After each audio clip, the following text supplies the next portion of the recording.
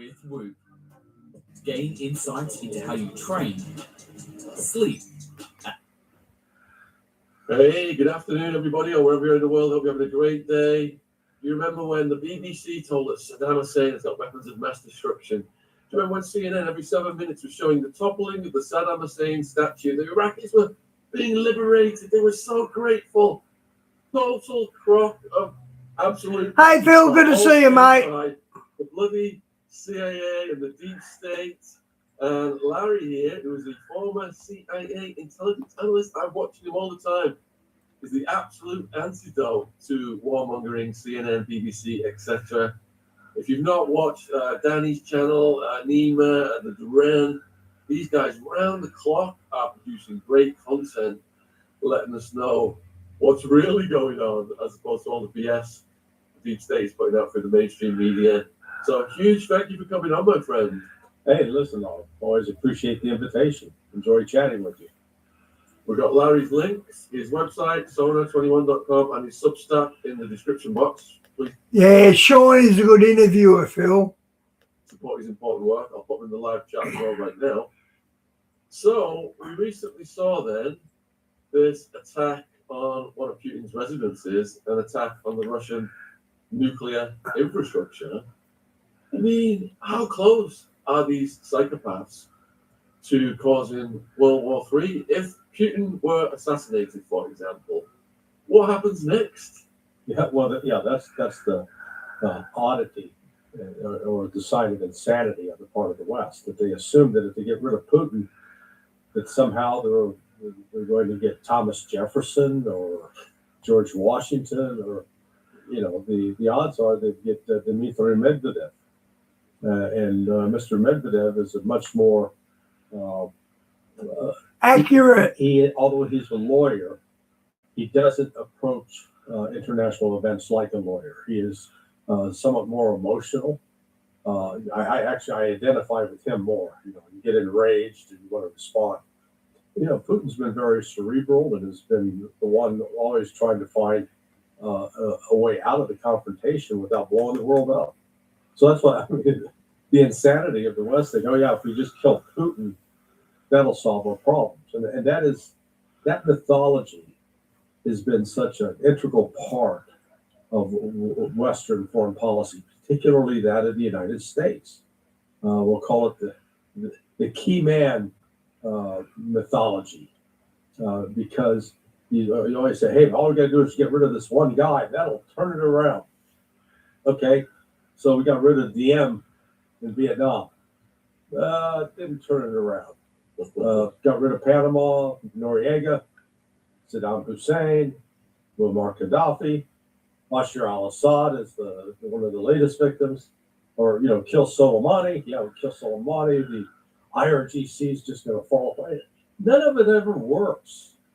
And so at some point, they ought to step back and say, you know what? We keep doing the same thing over and over again, and it's not working, or it doesn't produce the results that we claim.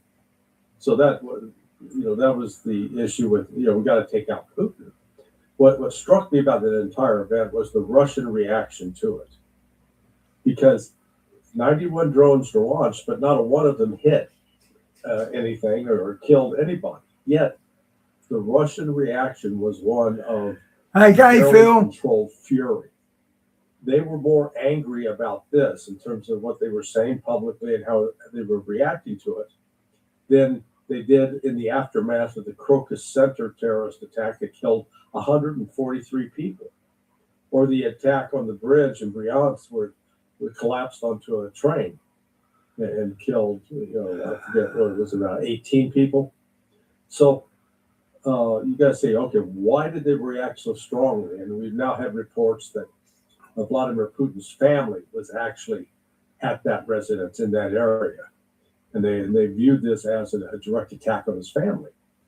But as you also pointed out, there was apparently either in the residence or nearby a control center for the strategic forces of Russia for handling a nuclear response. So that marks the third attempt in 2 years of the West to go after nuclear targets inside Russia. What is it? That who was behind this? Did Trump sign off on it? I don't know. The CIA was likely the primary mover on it, but Phil, I don't get it. What did that shot say? It just showed an empty space. We put that out there in contrast to, I don't know if you've heard, there's several people telling me that, What was it, Phil? It went over my head. actually there are all these secret communications between Putin and Xi, and they're actually working behind the scenes. And a lot of this is, I know my friend Alex Craner thinks that there's some big master plan going on. And then you look at this, they try to attack. You don't fake attacks on strategic targets. You don't do that. That's what was done. I have seen zero evidence. Oh, that Donald okay. Trump is some great strategic. Let me have another look. That he's meticulously plotting every move. He knows 3 to 4 moves in advance what the other side's going to do and is prepared to react. The man can't even pronounce Azerbaijan. I did it again today at Davos. Azerbaijan. At least he got it right that it's Armenia is the opposing side as opposed to Albania. So, I think we need to dispense with this nonsense that Donald Trump is really some secret genius working he's got some bigger play. Like his current actions with respect to wanting to take over Greenland. There's no rational reason to do that, other than to either take care of some campaign donor, Ron Lauder, or to satisfy his own ego. But none of the arguments he's making make any sense whatsoever. And then the consequence of it is to destroy NATO. Now, some people are saying, "Oh, that's what he's doing this as part of his plan to destroy NATO." I don't think that entered his mind at all. Candidly, if it happens, it's going to be a happy mistake for at least from a Trump standpoint. So it's just we're at one of the most dangerous times in world history right now, because Trump is not controlled and he's being used and manipulated by others, particularly the Zionist crowd. And he's not thinking through the consequences of his actions. And I'll just give you one more piece of proof to support my argument. Phil, does your country in the area you live, do you have snow? Because I don't have snow here, but we do have snow in Australia, a lot of snow, but not here. So is that the first time that your area got snow or what? He selected John Bolton to be his national security advisor. What the hell? He knew Bolton was a crazy man. And he selected Gina Haspel to run the CIA. When Haspel was directly involved with the Cobra folks in the UK, with MI6 in putting together Russiagate, directly involved. And he puts her in charge. So this is what I said. Everybody thinks he's some grand strategic thinker. Sorry, I don't see the evidence. Hey, Di, good to see you. It's an absolute clown show. So we're seeing power outages, lights out in Kyiv. Does that mean that a full-scale Russian invasion is imminent now to put an end to this? Because I think they've had the olive branch out for so long to Trump, and they can see through the charade at this point that they've got to do what to protect the national interest. And my heart goes out to the people in Ukraine. It's like BlackRock, the bank cartels, the oligarchs have squeezed every last bit of money out of that country. Yeah. And there's no one left to feed the meat grinder. They're snatching kids off the streets. Yeah. Well, we could say that the kid's option now is to try to mimic. Is it Iceland or Greenland? I think it's Iceland, Reykjavik, where they have the ice hotel. I mean, this hotel that's made completely out of ice, and you sleep on ice beds with fur. That's what Kiev and Zaporizhia and Dnipropetrovsk and Kharkiv are good for now, because the pipes are frozen. There's no heat. I think this is part of a strategy that was advocated by General Surovikin 3 years ago. He said, "Hey, let's turn off the lights. Let's make the conditions of the cities unlivable. The people have to evacuate, and then we're going to be in a stronger position. They can then launch attacks on the Hey, cities Andrew, good to see you, without mate. having to be concerned about killing civilians." So yeah, I think this represents a significant escalation in the Russian war effort. They are now, I think we are in the final stages. Some talk is that this can go on for another year or two. I don't see how that happens. For no other reason that Ukraine does not have a system in place where they're signing up Phil, we're getting fires and floods. Victoria's going through the floods and fires. 60,000 new recruits a month, and then putting them in training camps where they're being trained so that they can then have basic skills to go into the army to fight on the front lines. That doesn't exist. The best they can do is they grab people, put them in a uniform, hand them a gun. You say you'll figure out how to work it later, and then throw them out on the front lines into the meat grinder. They don't have unlimited resources to do that. They're bleeding out literally. So I think we're at an end game strategy, and it remains to be seen how long Zelensky can survive. Came out here that Boris Johnson took a huge donation from some military company before he went out and scuppered the Ukrainian Russian peace deal. How many people do you estimate, Larry, have died since Boris Johnson went out there and told them, "Keep fighting, we've got your back"? On the Ukrainian side, I think it's not out of not an exaggeration. It may be approaching 1.5 million dead. Are they starting to get out of control, the ICE mob? I'm not there, so I don't know. But it looks like they're being a little bit, I don't know, how would you put it, very strict? The wounded, probably another million at least. There was I read one statistic. This one group did a survey, and in Russia, since the start of the war. Hey, bye, good to see you, mate. Thanks, Phil. Love you, bro. 53 soldiers with amputations, where they've lost a leg, an arm. And in contrast, in Ukraine, the number is like 125,000. So, it's an incredible discrepancy. In Russia, compared to Russia. I mean, Russia had, around 3,000. Ukraine's got 120,000. Wow. That is consistent with the numbers we've seen when they return. Each side turns over bodies of the other of the dead soldiers. So Ukraine has dead Russians that they return to Russia. Russia has dead Ukrainians they return to Ukraine, and the ratio there is. And guys, the billions of dollars the Americans gave Ukraine, you're going to bet they've got instructors in there to teach them how to do it.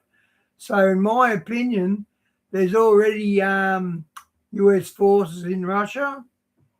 For every dead Russian. But if Russia calls it that's it. It's World War III.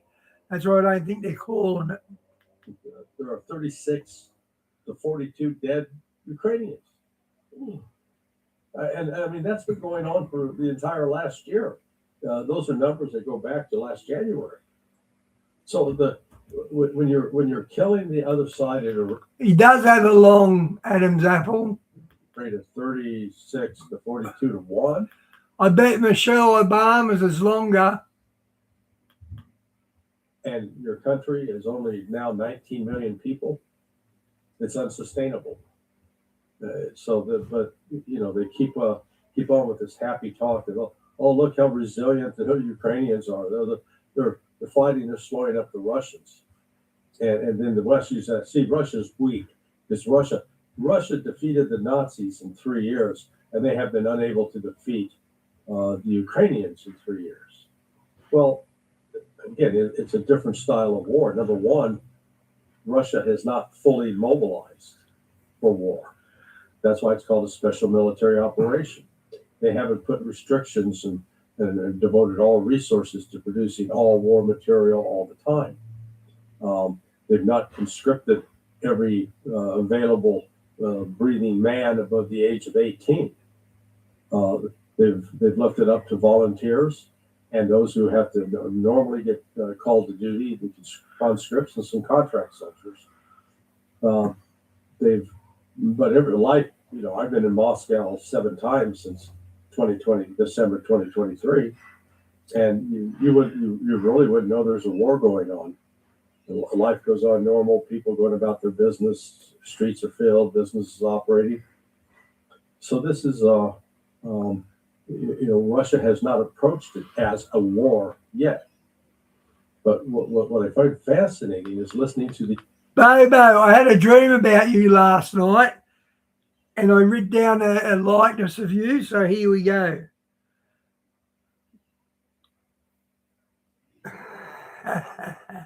these Americans and the U.S. intelligence community in particular critique Russia as using this as proof of how weak Russia is, because we're approaching now the 4th year of the war, and Russia has only taken a little, a scant amount of territory in Ukraine. Bobo, it's only fun if they can give it back and you get them like that. Otherwise it's just bullying. See how inept they are? And I go, excuse me, how long was the United States in Afghanistan?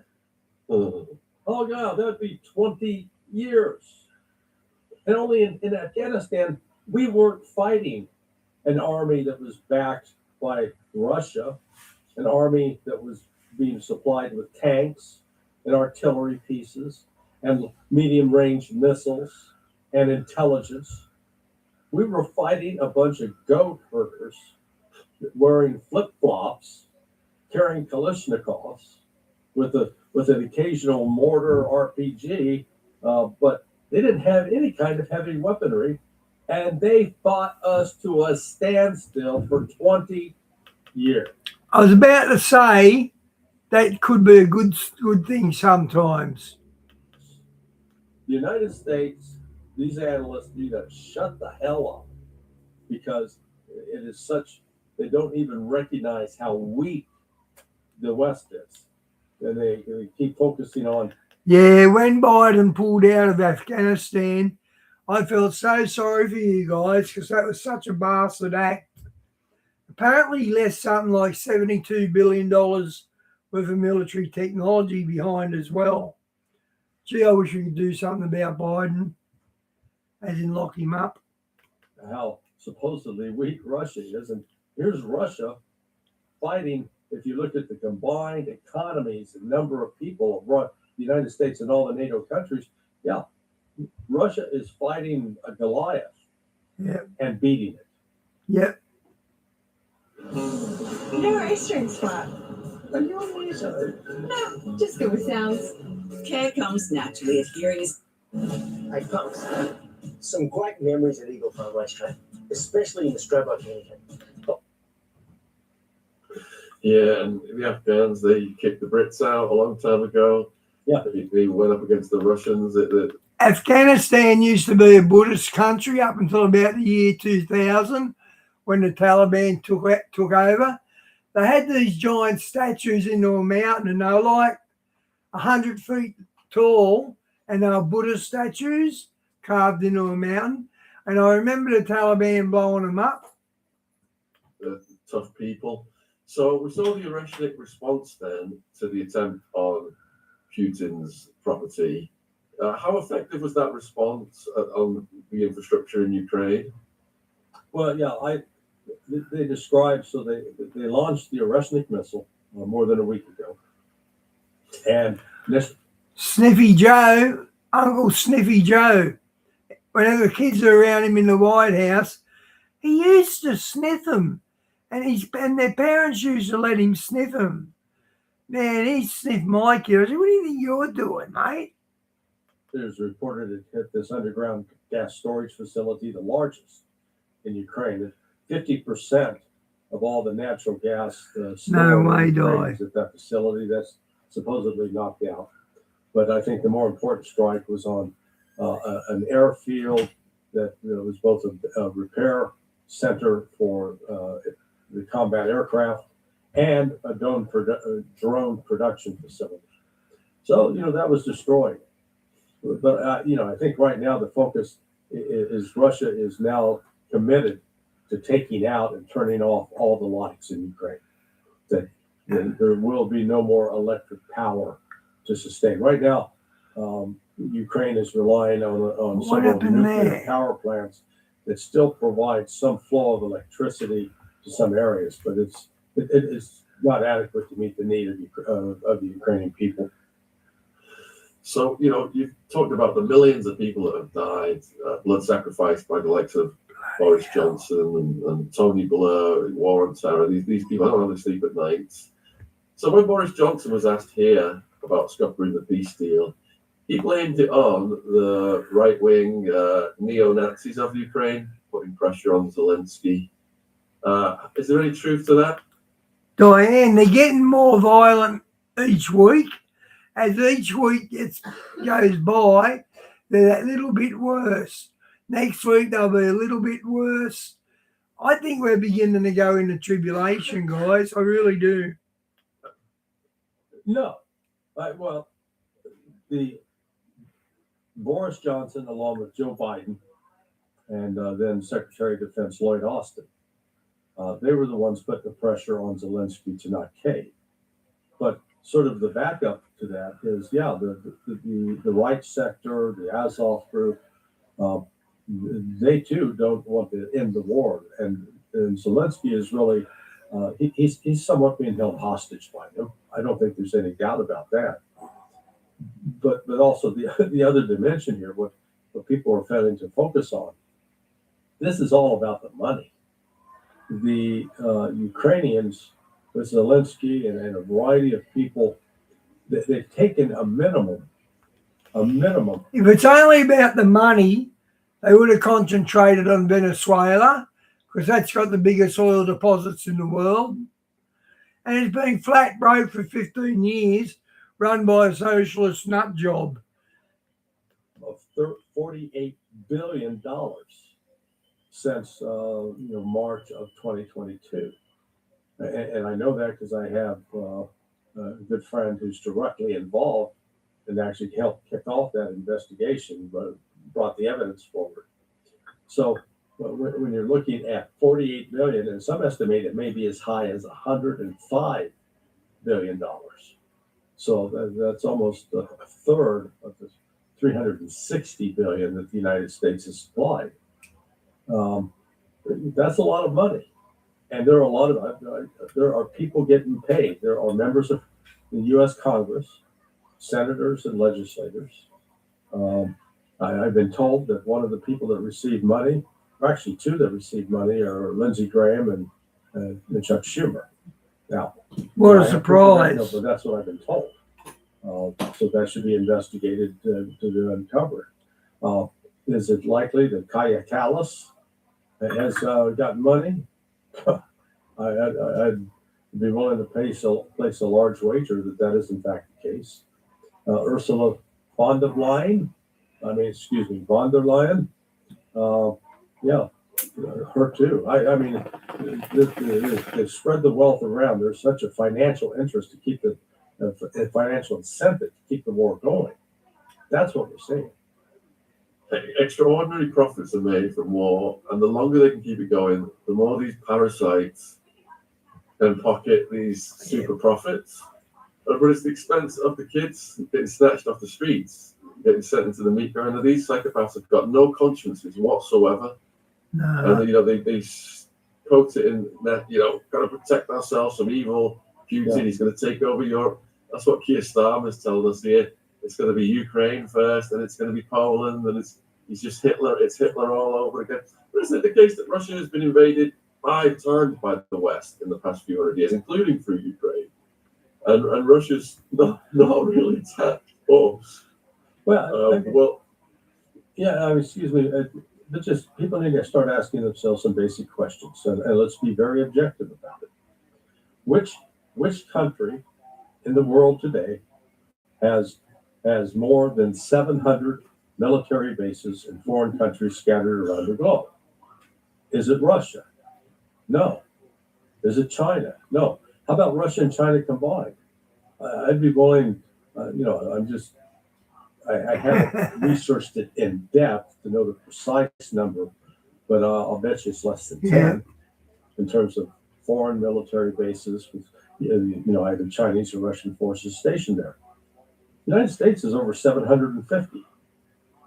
Which countries in the last 66 years have deployed more than 500,000 troops to a foreign country? It's only the United. No, the Australian military's been kept up with you as well, mate. They're good allies of the Americans, so you're not right there. United States. I mean, we did it in Vietnam. I think the top number was 549,000. We did it to I think we lost 50,000 at Vietnam. I'm not sure. Iraq in 2003. We didn't quite reach the 500,000 level in Afghanistan at any single point. But neither Russia. I wonder what the final death toll for Afghanistan was. They've never told us that, have they? I wonder how many Americans' lives were lost. That information is just not out there. Wow. For China have ever done that at all, ever. So, if we're going to be honest about and objective about which country is the one that has been doing the most killing and causing the deaths of civilians, inciting wars. Hi, Dave. Didn't see you there, mate. Saddam Hussein to attack Iran. Good to see you again, mate. Which, results in the deaths of at least 500,000 Iranian soldiers. And then America wonders, why do they chant death to America? What did we do to them? I mean, this is the like some macabre Monty Python skit. Because it's so absurd and it's so divorced from reality. So, I've used, I don't know if you're familiar with the movie that came out several years ago. It was called Angel Heart. It was starred Mickey Rourke and Robert De Niro. And Robert De Niro played a character called Lou. And he went to New Orleans. I remember this movie.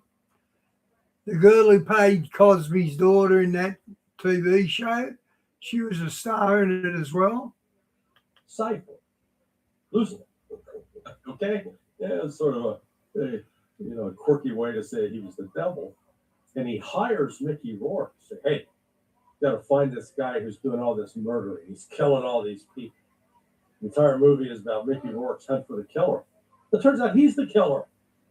He's the one that's been doing all the killing. That's why the United States that's how I view my own country. We keep looking at it. We got to find these killers, these people who are taking away others' freedoms, these folks trying to conquer militarily. We got to find them. And I go, look in the damn mirror. It's you. It's us. It's not them. It's us. But Larry, it's the same script over and over, and people continue to fall for it. They demonize the leader. Saddam Hussein is evil. He's got the weapons of mass destruction. His soldiers are grabbing babies from incubators and dashing them on the floor. And then they say the people want to be liberated. Like I said earlier on, the statue of Saddam Hussein getting pulled down, seeing it every 7 minutes. Look at the Iraqi people celebrating. And we've just seen the same thing with Iran. Yes. The evil regime, the people are celebrating in the streets. They want regime change. The BBC was hammered. I wonder what the death count is in Iran by now. Over last month, I wonder what the death rate is. Bring that here. So what is really going on there?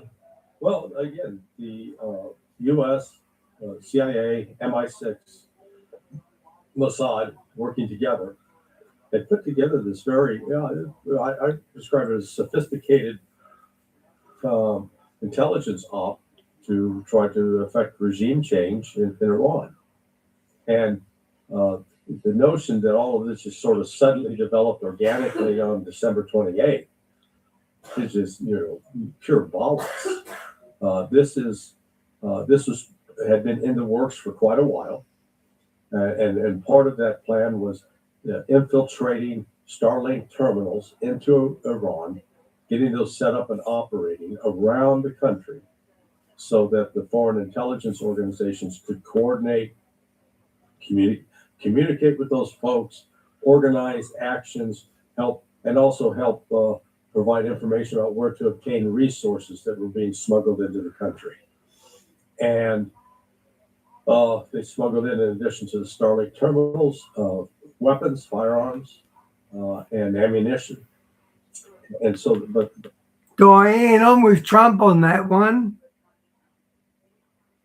the coup was You're trying to do that, get involved, Trump. launched. I call it a coup. This regime change operation was launched on December 28th when the currency was crashed. So this Western, I don't know precisely who was pulling the strings on that, but it was the West. They knew that if they created a complete collapse of the Iranian currency, that there would be protesters. Now there are,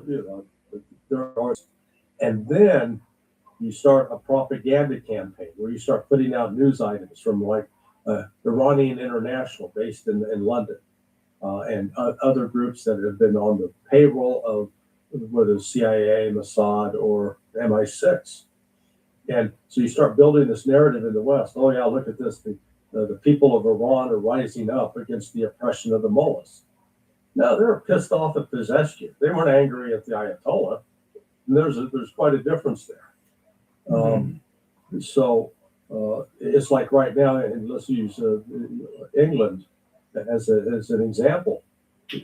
People could be angry at Starmer, but that doesn't mean that they necessarily hate the king. Now, they may hate the king for other reasons, but it's not because of Starmer's policies necessarily. So, but then the next step was to turn those protests, which were peaceful for the first 3 or 4 days, into violent confrontations. And to do that, you had to put actors in there that were going to both shoot protesters and shoot and attack security services in order to create a fight between both sides. The violence then escalated. But somewhere in this, so this started December. Okay, so he knows what he's talking about. That's interesting. 28th. So it went on for a week and a half until January 8th, where the Iranian security services finally figured out what was going on, this coordinated information operation. And they shut down the internet. And they did so with the assistance of Russia and China. And they turned off Starlink. Then they intercepted a new batch of Starlink terminals that were coming into Iran. So it was that point that this regime change operation by the West came to a halt, which I believe is why on the following Tuesday, a week ago yesterday, that they put a halt to the military operation that had been planned and was in effect. That was one of the things when Bibi Netanyahu met on December 29th with Donald Trump at Mar-a-Lago. That's one of the things they discussed, this upcoming military strike that was going to be carried out, trying to precipitate regime change, force the Ayatollah to flee to Moscow, Syria regime change part 2. That didn't happen. And what's really fascinating is once they got the internet turned off, by Saturday the 10th of January, there were millions of Iranians in the streets protesting. Now, so they say, oh, that was just a government operation. How? They didn't have the internet. They didn't have a system in place that was easy to communicate and order people to the streets. That was a spontaneous uprising or outpouring of support for the government. Diane, I'll get Paul to do the intro. or for at least the Islamic Republic. Because I'm not sure there's great support for Pezeshkian. I think he's seen as a bit of a buffoon and incompetent now.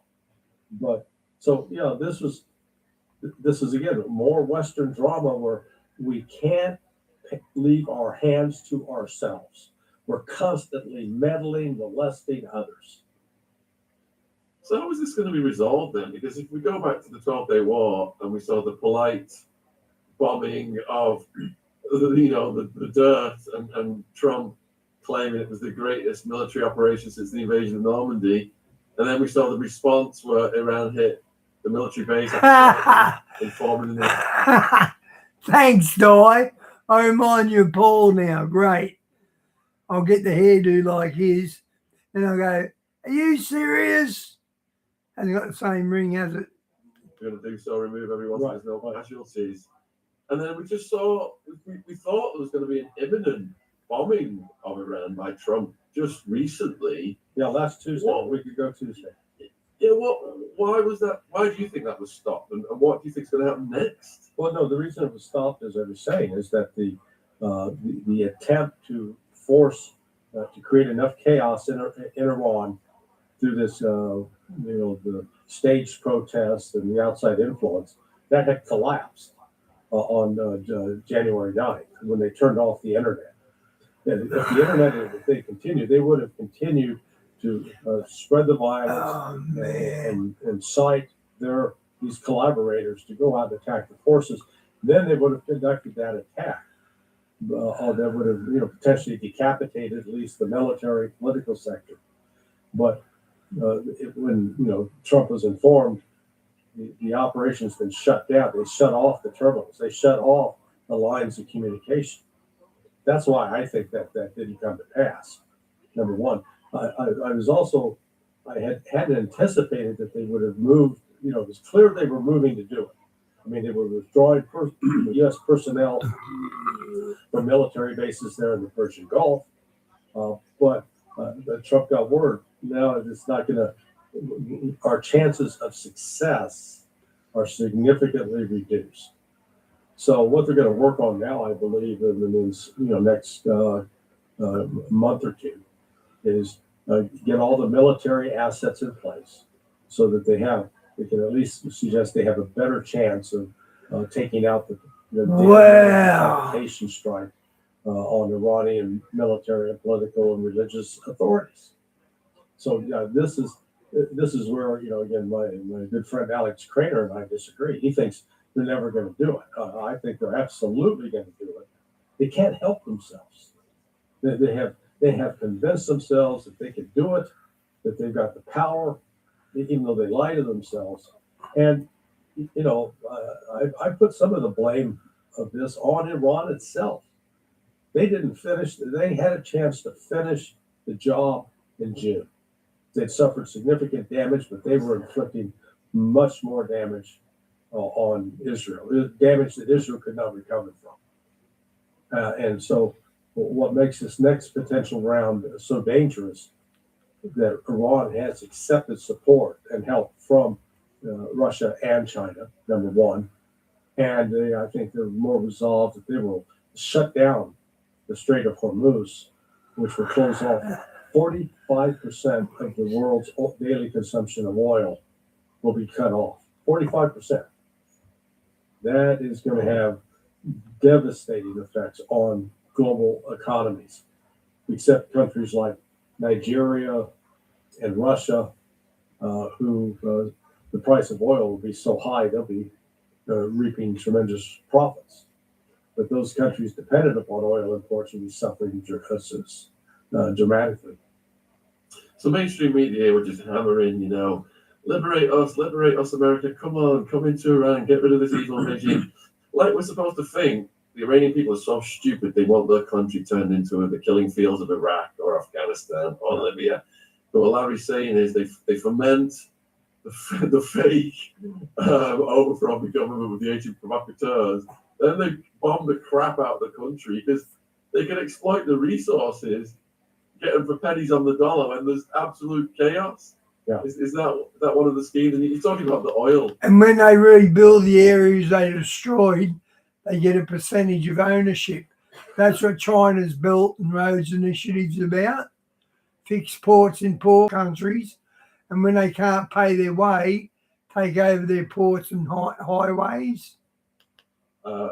Resources. Let's go over to Venezuela then, because a lot of people have said it's about oil. Trump even, acknowledged that. People are saying it's geopolitics. We've got the Monroe Doctrine on Trumpian steroids now. China and Russia keeping their influence out. What factors do you believe led to Trump snatching Maduro? Well, I personally believe it was he was paying off a political debt to a guy named Paul Singer. Singer was the owner of a company called Citgo. Singer has 4 oil refineries in the Gulf of Mexico along the Texas coast, Texas, Louisiana, Mississippi coast, that refine the kind of oil that you get out of the ground in Venezuela. To the victor goes the spoils.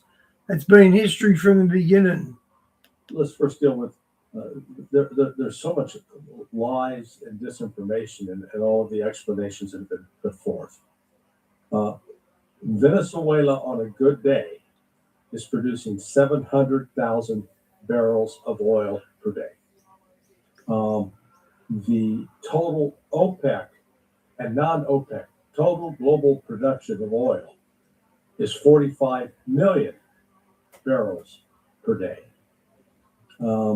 So basically, Venezuela accounts for about 1.4% of total global production. That's nothing, number one.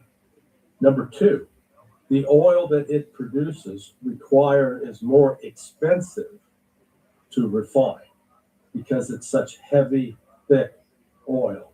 It's like the difference between getting a cup of coffee and drinking the coffee through a straw and getting a mug full of peanut butter and sucking the peanut butter out. If I could surf, Bobo, I would, mate. Okay? Then you got to work a lot harder and you're not going to get as much. That's Venezuelan oil. So the oil, let's say all the other oil in the world went away. 700,000 barrels of oil is it's a blip. So it's not the oil. That's number one. But Okay, good to hear that. It's not the oil. I thought they went into Venezuela because they found a portal or something like that. the one who does benefit economically from what oil is produced or comes out of the ground is this character, Paul Singer, who's a billionaire and has become a political contributor, financial supporter of Donald Trump. That's number one. The bastardization of the so-called Monroe Doctrine. The Monroe Doctrine, when it was first presented in a speech given by President James Monroe back in 1823, was about, it wasn't about removing foreign influence from the Western Hemisphere. As Monroe said in that speech, he recognized that there were other European powers already had some colonies, and the first element of the United States pledged, we're not going to interfere with those colonies. So we're not going to try to subvert foreign influence. However, Monroe said, if the people of a country, like say Mexico, rise up and want to throw Spain out, then we'll support that. And if any of the European governments come into a territory, try to occupy it now and impose their government on it, we'll resist that. But it was basically, it was laying out a principle of non-interference. Well, that's not what we saw with Venezuela. This was an imperialist power play. This is the kind of stuff we used to accuse the Brits and the Spaniards and the Germans and the Italians and even the Netherlanders of doing in their colonial escapades overseas. Tried to impose your will on the foreign country. So this what's fascinating is, we've taken out Maduro, but we really haven't changed the government. I mean, this Delcy Rodriguez is currently the acting president. Yeah, she's talking to the United States. She's dealing with John Ratcliffe at the CIA, but they still have basically the same military infrastructure, the same political system. So it's not, and the United States hasn't dared to put any forces in there, because they'd immediately get bogged down. There'd be a number that would be killed, which would force the U.S. to escalate, and then all of a sudden we're in a Vietnam trap. What do you want to be when you grow up? A surfer. I want to live right near the water and roll straight into the waves. Like a seal? Hope.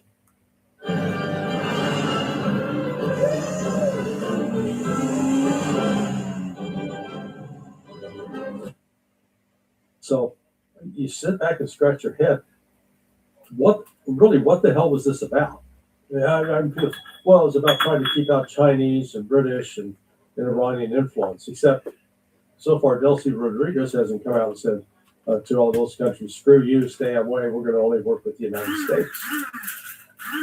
It is, I think it may have been something actually very petty, that Trump just didn't like being mocked by Maduro, and he was going to show him. They did have, what made that operation possible is we had suborned, bribed key officials in Maduro's government, and they collaborated in allowing their boss to be kidnapped. So if the people running the country now become non-compliant with the demands of the USA, what happens Great question. next? Well, Trump's threatened more military action. Only I think this time they won't be able to do it. They'll be far less successful because they won't have the cooperation. They can't count on the cooperation. Venezuela would be a very, very tough nut to crack because so many of the militia are scattered around the country. People have weapons, so they're going to be able to fight back. And the United States simply doesn't have enough forces. I think Michelle Obama's got an Adam's apple, but it's not on the neck. They've glorified this Delta Force raid on the Maduro compound. And I take everything that's been published about it Andrew, it's a Molomatic, mate. with a big fat grain of salt. All I know is that you have a Chinook helicopter. Chinook is, it looks like a hot dog bun with two rotors at either end. Andy, when I was a young bloke and being a criminal, I had a stick called the Destiny stick. It was this really good weapon to bash people with. And I called it my Destiny stick because I have to use it. It's going to change my destiny. Thankfully, I grew out of that, matured out of that. But that's the way I used to think once. You don't fly those into a hot zone. That's not, it's too dangerous. That's why the Delta Force usually relies upon Black Hawk helicopters and what they call little birds, because they're tougher targets to hit. So that told me right away this thing was staged, it was prepped. They'd gone in and unlocked the door so they could get in the house, so to speak. But these special operations forces, Delta Team 6, if you put them into having to fight an insurgency, they can't do it. They're not equipped to do it. They're not large enough. They don't have the kind of firepower. It's just they're not equipped to do it. It's not their thing. But the United States we're so Hollywood driven with our military propaganda that they get portrayed as Supermen who can do anything. Yeah, the good guys of the CIA go and kick the bad guys' butts. It's pathetic. We saw Europe scramble, like a dozen troops to Greenland.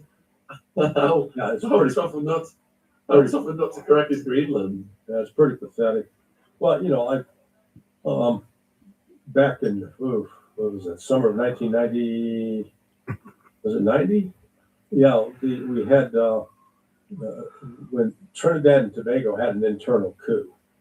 A group of Libyan-backed fanatics took over the parliament, killed the prime minister, and the UK actually had sort of primary responsibility of the military relationship with Trinidad and Tobago.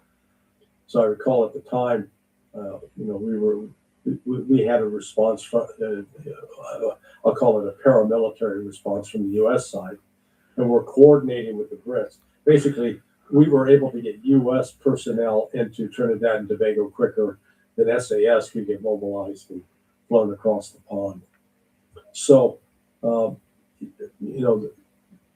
in many cases, Europe has continued to have to rely upon the United States for a lot of projecting military force.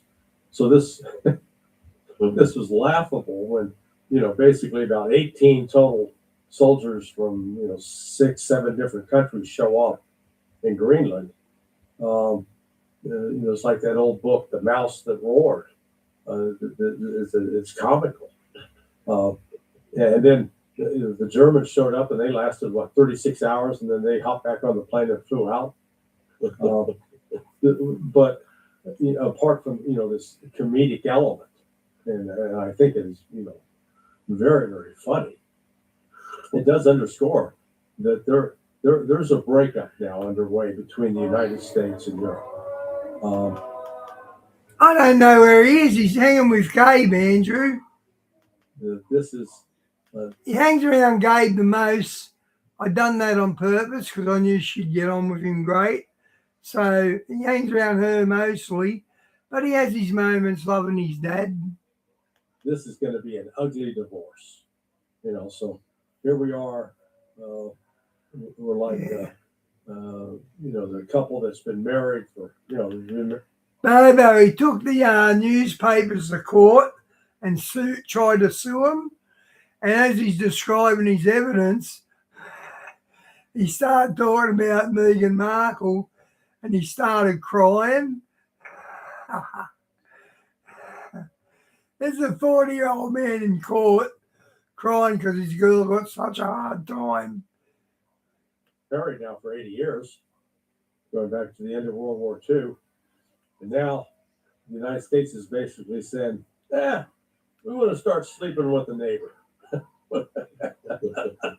and Europe in the way of being like an old frail woman, what's she going to do? They don't have the. Sean Atwood's known for showing whistleblowers. He's a good channel for that. Military force to confront the United States. If Europe could really hurt the United States if they came together and said, okay, we're good. Already got the dog flap, Bobo. We got it from our last dog. To unite. We're going to start dumping U.S. Treasury bills. We're not going to continue to finance these bastards. What happened with Harry? He took his emotions to court, not the facts. He brought his emotions, like he said, well, Megan got upset about this. And the judge said, yeah, well, what's that got to do with the point of law? And so he lost, and he sort of got made to look really stupid. And he brought it all on himself. This guy here, Sean Atwoods, if he investigates Charles and Sir Jimmy Savile, he'll get more than Andrew got, as in Prince Andrew. This to us, but they're not going to do that.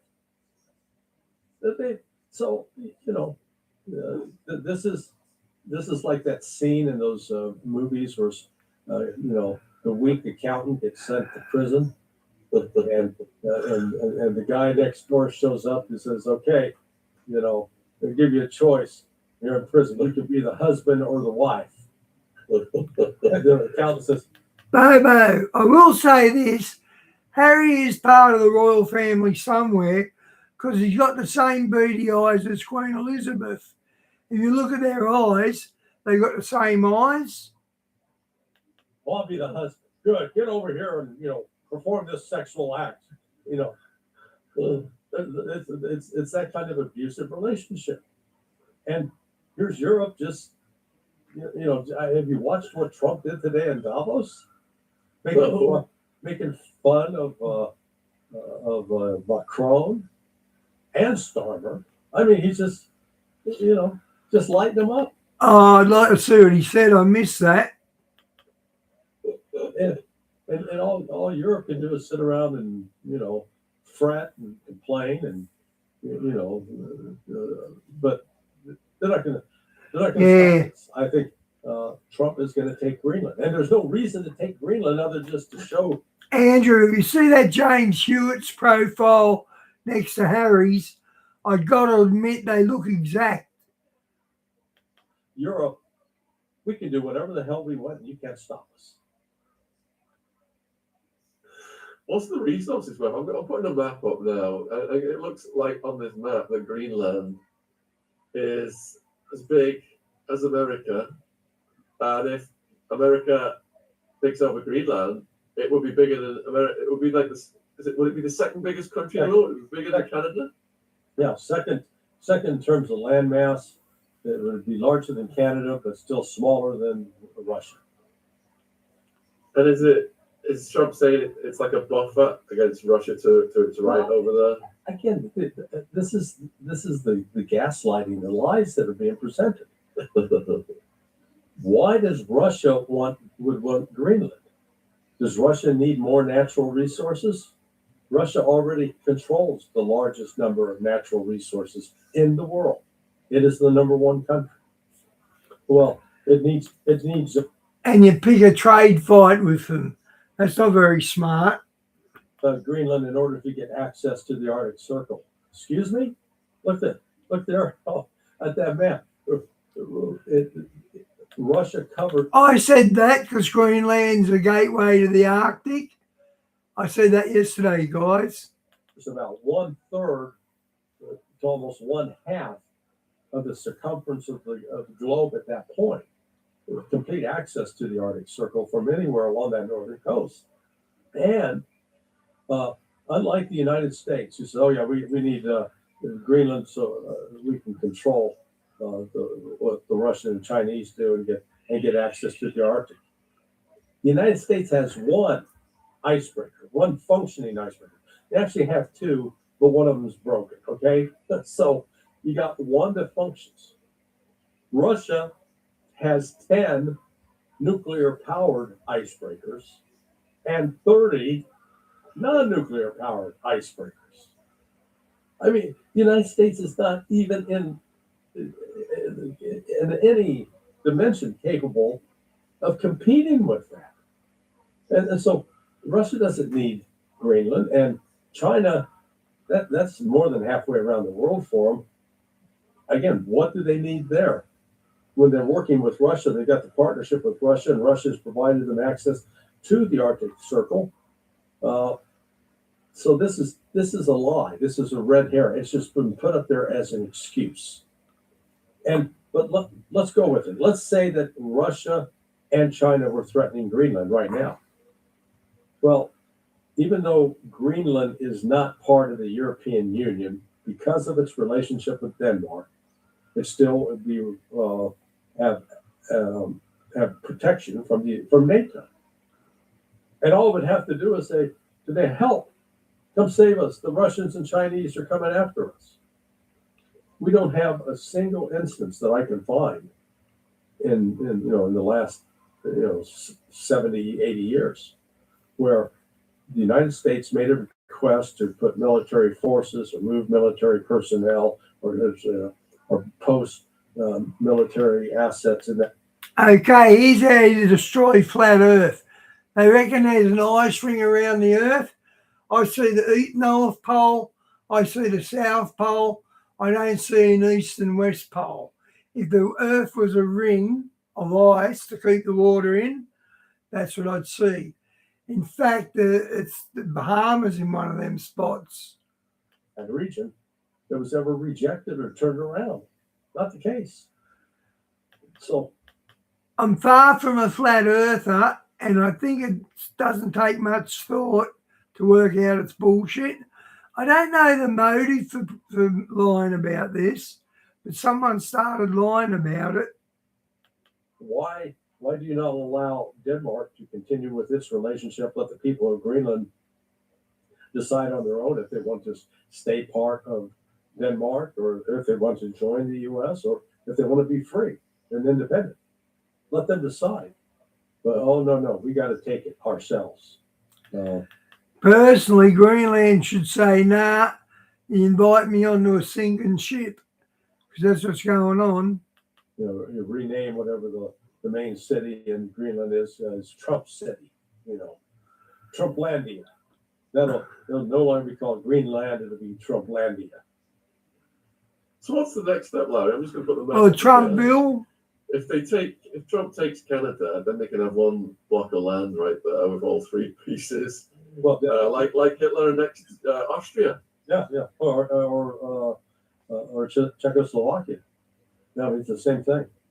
This is it's very possible that the province of Alberta may decide to join the United States.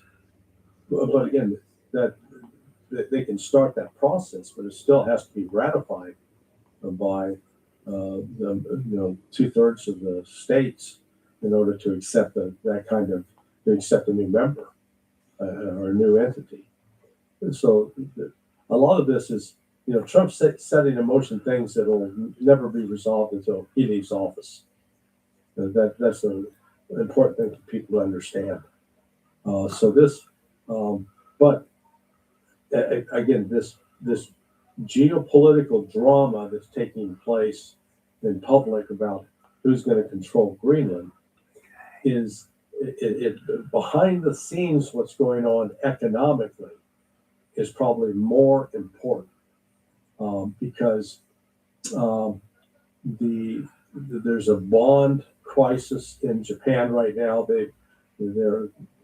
Japan has had the highest debt to GDP ratio in the world, 250%, and it's very much Japan's in trouble. That they're going to come into a massive liquidity crisis, which spills over into Europe. And at the same time, you've got the London, the London Branch Metals Association. London has been a storage for a lot of gold and silver, and there are contracts out that. That's a clever motive, Andrew, because they're actually sucking people in. If the country that has stored silver reserves with the Brits, you know how they do the sun circles the outside of the earth? Well, it'll get bigger as it come and went, but it doesn't get bigger as it gets closer, and then smaller as it went, which means it's stationary. To return it, except the vaults are empty in London. So, and that's part of the reason right now we're seeing this dramatic rise in the price of silver. So, what I'm getting at here is there are some real economic tornadoes and hurricanes just under the surface that are going to play in and be very, add to the chaos and tensions between countries, not incentivize them to cooperate, but give them greater incentive to work against each other.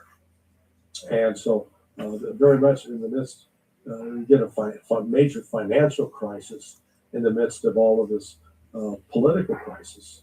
And the true irony here is that NATO and the European countries have been energized to oppose Russia for invading Ukraine, whereas Ukraine was, it was shelling Russian-speaking citizens and provoking Russia itself.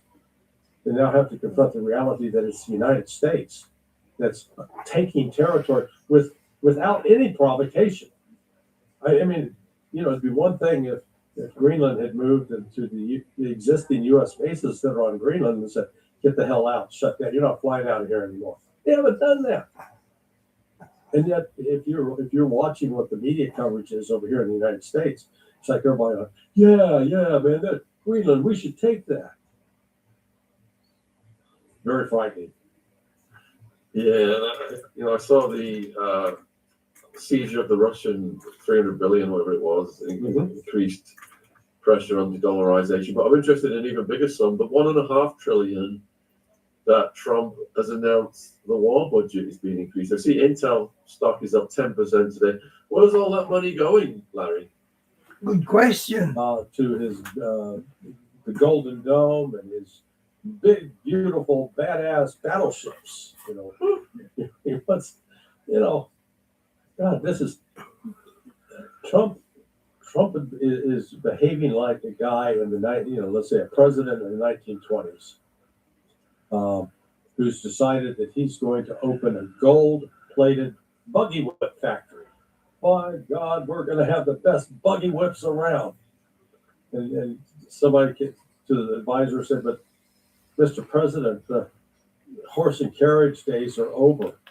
Diane, with them temperatures, how are you not going to turn on your heater? I'll just go quiet, just go when it's not working. Well, how are you going to do that? We're driving automobiles now. Oh, I want that buggy whip, those gold plated. That's where we're at. Because, yeah, you put out battleships. They are they're vulnerable to hypersonic missiles, which Russia has, China has. The United States doesn't have them. They're vulnerable to $100 drones. They've used drones to stop American battleships right in their tracks. They've actually done that. And Russia was rumored to be behind it. But by God, we're going to build some of the biggest, most expensive battleships in the world. And you know, the likelihood that you'll ever see one, zero. But you know, this isn't about actual policy. This is about circus. Juan Perón described, you know, he said with respect to controlling people, pan y circo, bread and circus, feed them and entertain them. By God, that's how you rule. That appears that's what Trump is doing. Yeah, and I'm sure BlackRock and Palantir and the rest of them are going to make a pretty penny. Yeah, Larry, we're at the hour, my friend. Always a great pleasure having a chat. I'm going to put Larry's links in the live chat, the website, the Substack. Is there anything you'd like to say in conclusion to the viewers? What can they look forward to on your Substack? Well, I just hope we survive 2026 and make it to 2027. Indeed. Yeah.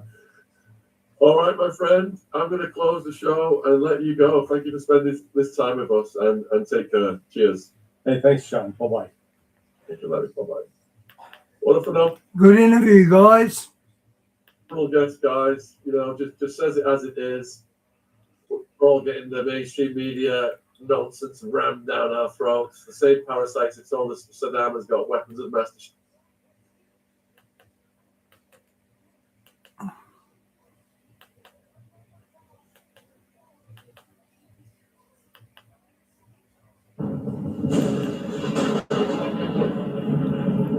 Not clear if you're waiting enforcement, just a surreal scene there right now. The road is collapsed.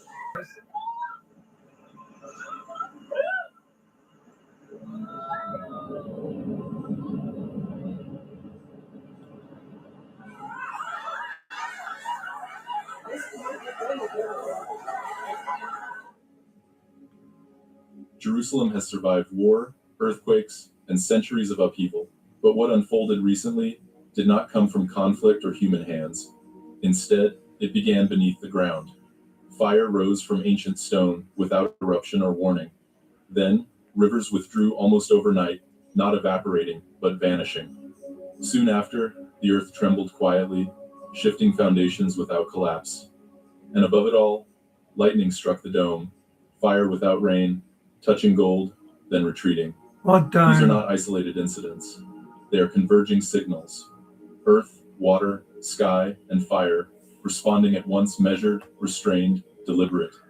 Scripture warned of a season when creation would speak before revelation follows. Many are now asking what they once avoided. Is God drawing near? Is the end approaching? This is not fear-mongering. This is pattern recognition. Before we continue, like this video, share your thoughts, and subscribe, because when Jerusalem moves, history never stays still. In an area of ancient stone, long regarded as stable and unchanging, fire emerged without explosion, warning, or any sign of volcanic activity. There was no molten flow, no seismic buildup, no violent rupture to announce its arrival. Instead, a focused opening in the ground began to release a steady flame, as if the earth itself had chosen the moment to speak. The fire did not behave like an accident. It did not search for fuel. It did not bend with the wind. It held its intensity with unnatural consistency, sustained. Okay, Phil, have you ever watched them near-death experiences or people caught up to God? I've never seen one single one saying I looked down and I saw a flat earth. They all see a round earth. Not one person sees a flat earth. As though fed from far below the surface. As night fell, the glow intensified. Centuries-old walls were washed in trembling orange light, and the stones seemed to move without moving, forming shifting silhouettes that unsettled those watching. From certain angles, the illuminated rock resembled a vast mouth opening in the earth wide, patient, and glowing from within.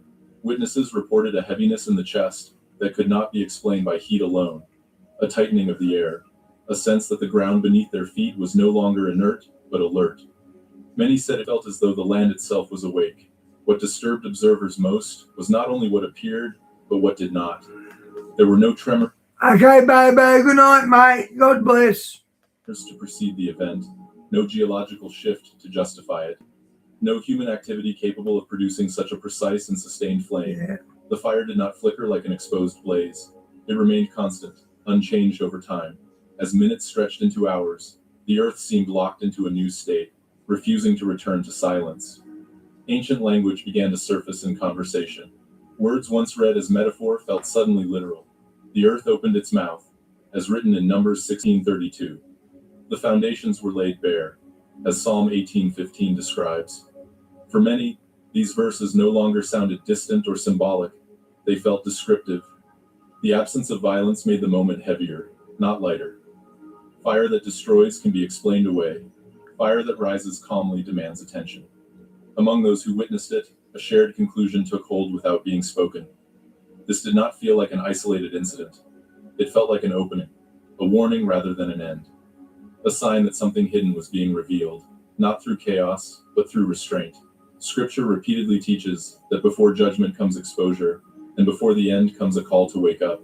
If the end is near, then perhaps this fire is not meant to terrify, but to warn. If this account stirred unease or recognition in you, share your thoughts in the comments, because when the earth speaks without violence, it may be reminding us that time is shorter than we think. Beneath the streets and stones of Jerusalem, a deeper tension has always existed. The city sits directly along the Jordan Rift Valley, one of the largest tectonic fault systems on Earth, stretching from East Africa through the Middle East. This is not symbolism. It is physical reality. The ground beneath Jerusalem is shaped by pressure, stress, and long-term movement that never truly rests. For generations, this instability remained mostly unseen, absorbed quietly by the land. But recent conditions have brought that tension back into focus. Flooding in such a region is never just about water. Saturated soil interacts with underground cavities, fault lines, and long-stored stress in ways that weaken what once held firm. As water moves through fractured rock and ancient layers, it loosens foundations that depend on balance rather than strength. History offers a sobering reminder. In 749 AD, a massive earthquake struck this very region, destroying large portions of Jerusalem and surrounding cities. Entire landscapes were reshaped. What had appeared permanent proved temporary. Scientists today speak cautiously, but with consistency. Seismic release here is not a matter of if, but when. Tectonic pressure builds slowly and releases suddenly. No instrument can predict the moment. Flooding adds risk by softening already stressed terrain, accelerating instability beneath the surface. What unsettles observers now is not panic over an imminent quake, but the convergence of conditions. Intense rainfall, retreating waterways, weakened ground, and known fault lines are appearing together, compressing time and amplifying consequence. Scripture has long described moments like this with clarity. The foundations of the mountains quaked, they trembled because he was angry. Psalm 18:7 declares. The Bible does not portray the earth as neutral during moments of divine warning. Shaking ground is not chaos, it is signal, a reminder that what humans trust is Phil, the Bible says the earth is God's footstool, yes or no? I know that's a yes because he does say that. What does a footstool sound like to you? A flying carpet or a stool you can put your foot up on? Or a flat carpet? It's one or the other. Solid is never ultimate. Jerusalem's stability has always been conditional, not guaranteed by stone, but sustained by mercy. Many believers living in the city describe a growing unease, not fear, but awareness. A sense that something beneath daily life is shifting, even when nothing visible collapses. When the land itself carries tension, it forces a question Scripture repeatedly asks. Where is true security found? If the end is... How do you get twilight on a flat earth? How do you get twilight? You need the angles of the planet to cause twilight. near, perhaps this pressure is not meant to destroy, but to expose misplaced confidence. The city stands for now, streets dry, life continues. But the ground beneath Jerusalem remains shaped by tension, waiting for release. How prepared are those living on land that has never been as stable as it appeared? We will continue watching these signs carefully, because when foundations begin to strain, the warning has already begun. Within a remarkably short span of time, waterways around Jerusalem began to retreat at a pace that defied normal explanation. Channels that had flowed steadily only days earlier thinned, fractured, and then exposed their beds almost overnight. This was not the slow fading of water under heat or drought. It was withdrawal. Stones once hidden beneath the surface lay bare under the sun. Fish were left stranded in shrinking pools, moving desperately as their environment vanished around them. The land did not dry, it emptied. Observers described the moment with confusion and unease. There was no gradual transition, no warning period that allowed time to adapt. What should have unfolded over months, even years, occurred within hours. Soil along riverbanks cracked as underground moisture dropped sharply, pulling stability away from the surface. Areas dependent on these water sources were left exposed without preparation or explanation. Life adjusted not slowly, but abruptly, as if a sustaining force had been removed. Scientists attempted to reconcile the speed of loss with known models of Yes, but the footstool's above the earth, isn't it? evaporation and drought. Their language remained careful, but the conclusion was unsettling. The rate of withdrawal did not A footstool suits a ball much better than a flat earth, Phil. align with natural cycles. Evaporation leaves traces, drought leaves patterns. This left absence. Something fundamental had shifted, and no clear mechanism could account for it fully. In Scripture, water is not only a resource, it is a sign of provision, life, and restraint. Its sudden absence carries weight. Amos 8:11 speaks of a famine arriving swiftly, not of bread or water alone, but of hearing the word of the Lord. Absence in the Bible is rarely gradual. It arrives suddenly, leaving people searching for what once sustained them. For many believers witnessing these events, the retreat of water felt less like climate fluctuation and more like warning. This sense deepened as consequences followed quickly. With waterways diminished and vegetation already stressed, fire soon found opportunity. What water once restrained, flame now exploited. The sequence unsettled observers because it felt ordered. First withdrawal, then exposure, then pressure. Scripture repeatedly follows this pattern. Provision is removed before purification begins. Silence precedes correction. Those living near these rivers spoke of a quiet fear, not panic, but recognition. Yeah. A feeling that something was no longer behaving as it should. Yeah, a sphere is a flat rug, a sphere. It's not a sphere. Good point, Andrew. When water withdraws instead of fades, it challenges assumptions of permanence. If the end is near, perhaps this absence is not punishment, but instruction. A reminder that dependence has shifted too far from its source. Okay, Di, looking forward to seeing it. The rivers may return, the pools may refill, but the question remains heavier than the event itself. Why did the water leave so suddenly, and what is being asked of those who noticed? Stay with me, because when absence speaks this clearly, it is not meant to be ignored. In the early hours of a recent day, a massive wall of airborne dust surged into Jerusalem with unnatural speed, advancing not like a storm that passes, but like a curtain being drawn. Streets, buildings, and familiar landmarks did not collapse or burn. They vanished behind suspended ground. This was not debris falling from destruction. It was the air itself turning solid, swallowing distance and direction in moments. Daylight shifted quickly and unnervingly. What began as normal light dulled into yellow, then sank into a heavy orange gloom that felt artificial, as if the sun were shining through layers of stained glass rather than open sky. Visibility dropped toward zero. Shapes dissolved into silhouettes. The horizon disappeared. The city was not broken. It was hidden. Sound behaved strangely. Voices flattened. Footsteps lost impact. Even loud movements felt muted, as if pressed down by weight rather than wind. The dust did not rush past and move on. It pressed constantly at ground level, filling streets and alleys with a steady force that made the air feel thick and resistant. Dust penetrated sealed homes, vents, and vehicles, invading interior spaces that had been closed moments earlier. Engines stalled as air filters clogged. Traffic froze where it stood. Jerusalem did not erupt into chaos. It slowed into stillness. Those caught inside the veil described a growing sense of unease that went beyond fear. It was not danger alone that unsettled them, but the feeling of being removed from view, as if the city had been placed behind a barrier rather than attacked. Many said it felt intentional, like concealment rather than destruction, a pause imposed rather than an end delivered. Scripture speaks of moments like this with weight. Joel 2:2 describes a day of darkness and gloom, a cloud thick and heavy, not as poetic exaggeration, but as a sign that something has shifted. Isaiah 29:4 speaks of voices brought low and dust rising, a picture of humbling before revelation. In these passages, darkness does not always mean judgment. Sometimes it means separation. Sometimes it means exposure through concealment. For believers, the question quickly moved beyond whether. Why hide the city instead of destroying it? Why erase its outline without touching its stone? The Bible repeatedly shows God withdrawing clarity before he reveals truth. Silence before correction, darkness before light.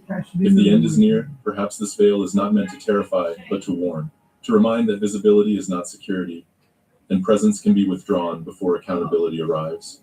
Stay with me, because when a city is concealed instead of shattered, the message may be closer than we think. During a recent night, as Jerusalem moved through what should have been an ordinary span of darkness, a bolt of lightning descended and struck the dome of the rock, igniting the sky in a moment where fire met gold. The flash was sharp and unmistakable. Multiple cameras, positioned in different parts of the city, captured the same strike from different angles, removing doubt that this was a trick of perspective or a single distorted recording. What followed unsettled observers more than the strike itself. The dome was not destroyed. There was no spreading fire, no collapse, no chain reaction of damage. The flame touched, illuminated, and then withdrew. The structure remained standing, unchanged in form yet altered in meaning. The restraint of the moment weighed heavier than destruction would have. What intensified unease was what did not accompany the lightning. There was no rain, no storm front passing through, no release of tension in the air. Fire came alone. In natural terms, lightning is usually paired with rain, thunder, and discharge. Here, it arrived isolated, as if separated from its normal context. Fire without rain has long been understood, both historically and spiritually, as a sign rather than a solution. Scientists moved quickly to explain the mechanism. Lightning seeks conductive surfaces. Elevated structures attract strikes. These explanations are valid and measurable. Yet even among experts, explanations stop at how, not why. Science described the event, but could not address its timing, its location, or its placement within a growing sequence of unusual signs. The strike did not scatter across the skyline. It did not jump between nearby structures. It met the dome directly. In Scripture, fire descending from above is never neutral. In 1 Kings 18:38, fire fell from heaven to draw attention, not to destroy indiscriminately, but to reveal authority and truth. Fire in the Bible often marks moments of confrontation, purification, or warning. Well, me and Andrew are on the same same side. So is Bobo, I think. It exposes rather than consumes. It interrupts rather than concludes. For many believers watching that night, a quiet fear settled in. Not panic, but recognition. Phil, we're allowed to disagree. It's not a blaspheming issue, so we're allowed to disagree. Jerusalem is not an ordinary city, and the Dome of the Rock is not an ordinary structure. It stands at the center of centuries of prophecy, conflict, and expectation. When fire descends precisely there and withdraws without I'll see if I can. the symbolism becomes difficult to dismiss. Fire that touches and retreats begins one. It leaves a question suspended in the air. Why was the strike restrained instead of consuming? Stay with me as we continue watching carefully and listening closely to understand what God may be saying through these signs.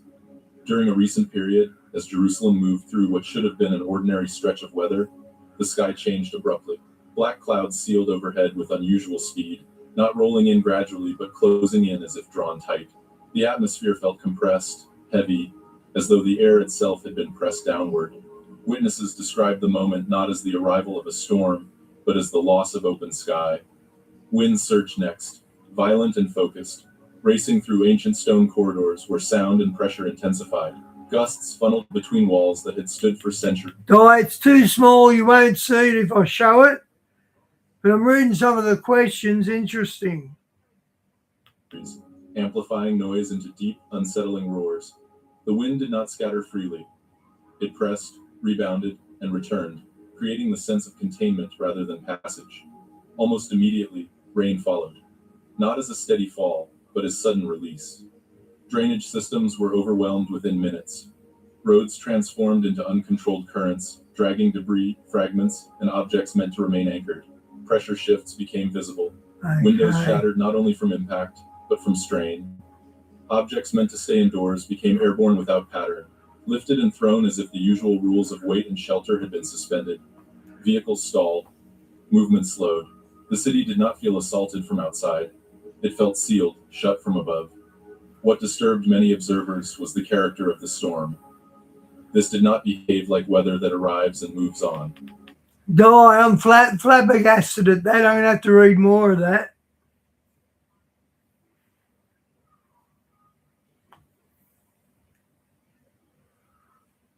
It lingered. It pressed downward and inward. The experience felt less like exposure and more like confinement. People described a growing sense that escape routes had narrowed, that the city was being held in place rather than swept through. Scripture offers language for storms of this nature. Nahum 1-3 describes the Lord's way in the whirlwind and the storm, not as chaos, but as pathway. Job 38-9 speaks of clouds as garments, covering rather than scattering. In the Bible, Phil, it's not a matter of lying to God. If it's lying to God, it'd be a blaspheming issue. It's not a blaspheming issue. So how dare you say that? storms often do not represent randomness. They mark moments of boundary, moments when movement is restricted so attention can be directed. For believers, unease grew not from damage alone, but from timing and restraint. The storm did not destroy the city, it confined it. It pressed life inward, forcing stillness and awareness. In biblical pattern, confinement often precedes revelation. The ark was sealed before deliverance, darkness fell before dawn, silence came before command. If the end is near, then storms like this may not be punishment, but warning. A reminder that when God restrains movement, it is often to restrain distraction. When storms trap instead of pass through, something is being held back, not released.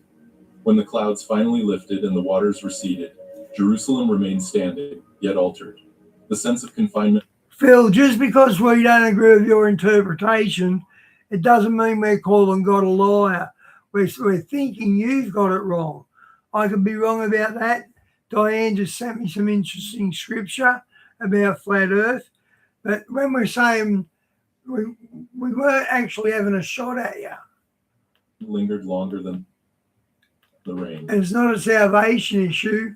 And you made it one by saying we call God a liar by not believing in it. You're then making it a salvation issue. It's not a salvation issue. The question did not fade with the storm. What was being restrained, and for how long? Stay with me, because when storms confine instead of pass through, the message may already be pressing upon us. In Jerusalem, a restrained but unmistakable tremor moved beneath city. It was not violent, there was no roar, no visible rupture, no collapsing walls or falling towers. Yet, it was felt almost simultaneously. I like to look at the science behind things. You know, like when Jesus multiplied the bread, I like to look at the science behind that, and that's why I'm interested in what we're talking about here. Across multiple districts. Flat Earth or round Earth. It's an interesting topic to talk about. Shared sensation that spread faster than explanation. Objects trembled lightly, Shelves rattled. Structures seemed to sigh rather than. Phil, you are when you're saying we're calling God a liar for not agreeing with you. That's a salvation issue. You're saying we're calling God a liar. Track. Movement paused across the city, not from panic, but from recognition that something was wrong. What unsettled residents was the character of the motion. This was not the sharp jolt people associate with earthquakes. It was softer, deeper, as if the ground itself were shifting position rather than breaking apart. The tremor. I guess that's why we don't talk about these sort of issues, because it shows too much division. Caused little measurable damage, yet it altered perception immediately. People described a sense that the city had moved, even though nothing appeared to have changed. Streets looked the same, buildings stood firm, yet confidence in what lay beneath them quietly weakened. Officials offered reassurance, noting the lack of visible impact. Instruments recorded minimal disturbance. By technical standards, it barely qualified as an event. But for those who felt it, the experience carried weight. The absence of destruction did not bring comfort. It raised questions. Why move at all if not to break? Why shake without force? Diane, when I used to troll the religion versus versus evolution, when I used to troll them, I used to hit them with the science in the Bible. And I had something like about 15 scriptures that had what the Bible, what the treatments were back then, and what the Bible says to how science revealed what it says. And they all worked. Or there's about, I don't remember exactly how many, but it was about 15 questions, and they were all right. Scripture speaks directly to this kind of moment. Psalm 82:5 declares, "The foundations of the earth are shaken." The verse does not describe chaos, but exposure. In the Bible, shaking often comes not to destroy immediately, but to unsettle false security. God does not always announce himself through violence. Sometimes he moves quietly, so the message cannot be dismissed as fear alone. What followed deepened unease. Almost immediately. Okay, guys, remember those animals that were walking in circles in the last year? The whole world went through it. That was strange. After the tremor, the sky responded. Subtle change. And I brought that up because of the way they were going clockwise, where they weren't. I don't know if we went our animals went clockwise too, but your guys did. In light and atmosphere drew eyes upward, linking ground and heaven in a sequence that felt deliberate. In scripture, earth and sky often answer one another during moments of warning. When foundations shift below, signs appear above. The order matters. For believers, the silence of the tremor felt more troubling than noise would have. Loud disasters can be explained away as accidents. Quiet ones linger, they force reflection. If the end is near, then perhaps this movement was not meant to harm but to awaken. A reminder that stability is conditional, and that what feels permanent may already be shifting. The Bible repeatedly shows God shaking what can be shaken, so that what cannot be shaken remains. A silent tremor fits that pattern. It removes complacency without leaving ruins. It invites breaks Diane. Repentance without spectacle. It asks a question rather than issuing a verdict. Jesus Salem has known violent earthquakes before. This was different. It passed quickly, leaving the city intact, but changed. The ground returned to stillness, but certainty did not. The question now hangs quietly beneath daily life. Why did the ground move without violence, and what was meant to be noticed? Stay with me, because when the earth moves quietly, the warning may be closer than we expect. As the sky above Jerusalem appeared calm and unchanged, blue-white flashes suddenly appeared overhead. There was no buildup, no storm front approaching, no dark clouds gathering to warn what was coming. The light arrived without preparation, cutting into the sky with sharp clarity, then fading, only to appear again. What unsettled witnesses most was not the brightness, but the silence that accompanied it. The flashes did not branch like lightning. They produced no thunder, no crack, no echo, no rolling sound across the hills. There was no rain, no wind shift, no electrical tension in the air. The sky did not behave as it should. Observers described the glow as rising upward rather than descending, as if the light were emerging from the city itself and lifting into the heavens, reversing the natural order people expect. After the flashes ceased, an unnatural stillness settled over the city. Sound seemed subdued, movement slowed. People stood looking upward, then downward, unsure where attention belonged. The ground had recently shifted. The sky now responded. The sequence felt intentional. Earth below, light above, silence between. Officials and specialists searched for explanations. Atmospheric phenomena were considered. Electrical anomalies were mentioned. Yet none fully accounted for the absence of sound, the direction of the light, or the timing within an already unfolding pattern. Lightning without thunder is rare. Light without discharge is rarer still. The lack of any accompanying storm left the event suspended between explanation and meaning. Scripture offers a framework for moments like this. In Exodus 19:16, light appears on the mountain without human cause, accompanied by fear and trembling, marking the nearness of God's presence.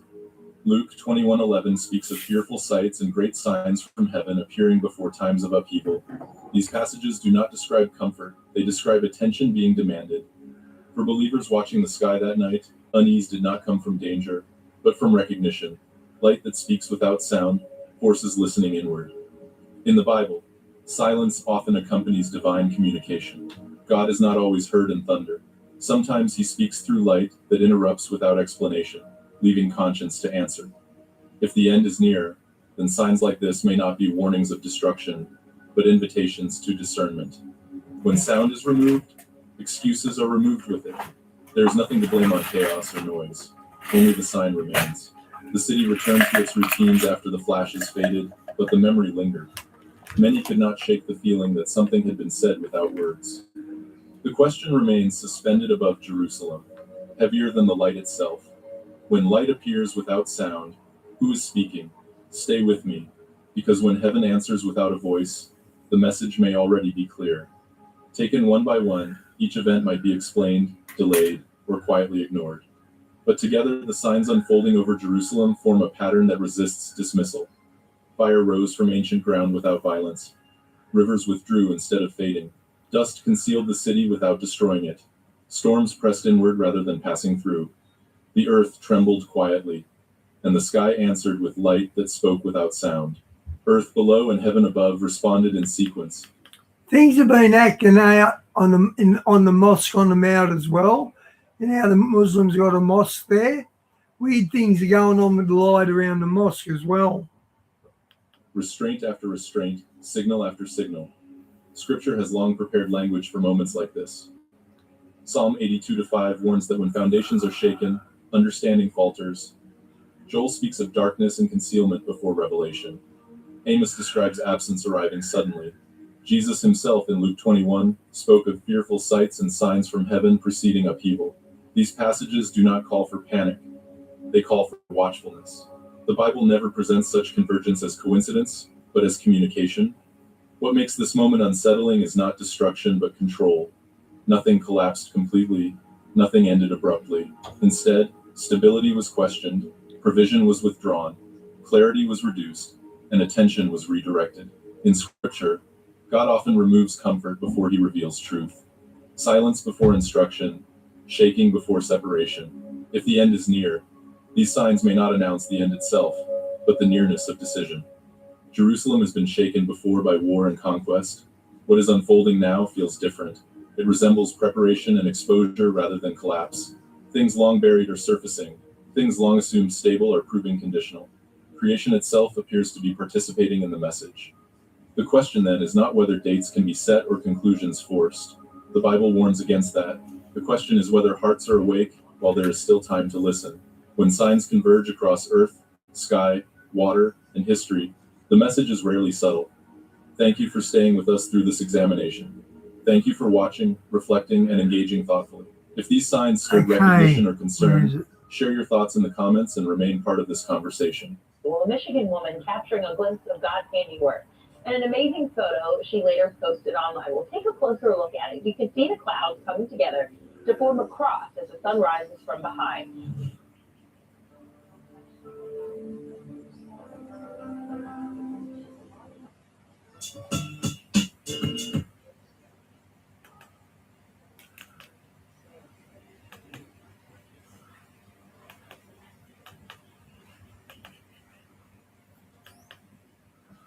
Eyewitness videos coming out of New Jersey, Georgia, Cleveland, Texas, Seattle, Minnesota, Everything here is unusual. Here it is right here. Here's another car coming. There's another car. Another black car without license plates on the front. SUV. On my way to work, and I've never experienced. This one only goes for 10 minutes. I'll do Tony's one next. Is this before? His live one he just told me about. That Georgia State Patrol told me to pull off on the side of the road along with everybody else. So we'll see what's going on. Good Lord have mercy. Shit. These videos were reported by multiple eyewitnesses, and no official confirmation has been released yet. I'm trying to understand. It seems like for the last 24 hours, wherever I go, power is lost or lights are off. And I'm like, watch the lights. I just pulled up to the gas station. Everything was fine. It was lit. I promise you. The pumps are still working, so everything still works. But the lights are out, and it's freaking scary. This seems highly unusual. To investigate this further, we need to look deeper into these events. Odd vehicles and unusual activity spotted across the United States. There have been many reports across social media about these unexplained sightings, but the recent unusual activity that you're about to see, I have no explanation for. I'm the only one there, so I'm gonna go lock the front doors to the living, sitting some way in the kitchen so you can come in the back door. And this is exactly why. People across the United States were reporting what appear to be electric trucks in these odd black vehicles. Some say the activity itself is unexplained. And when an eyewitness in Georgia was told to pull over, she saw this. Georgia State Patrol told me to pull off on the side of the road along with everybody else. So we'll see what's going on. Oh, yeah, that's pretty big. What? Like a substation, power station, something. Good Lord have mercy.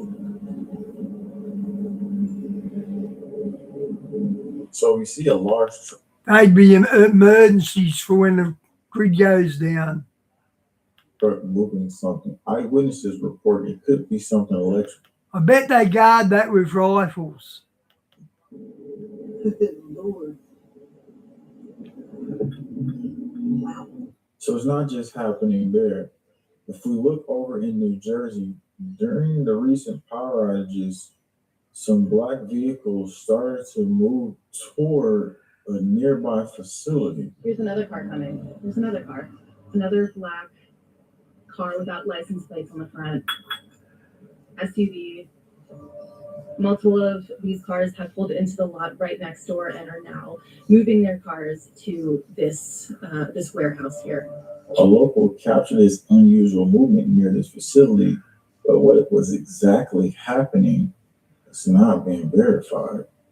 And not that it's connected, but another eyewitness late at night captures when the power was back on, some type of object over the facility.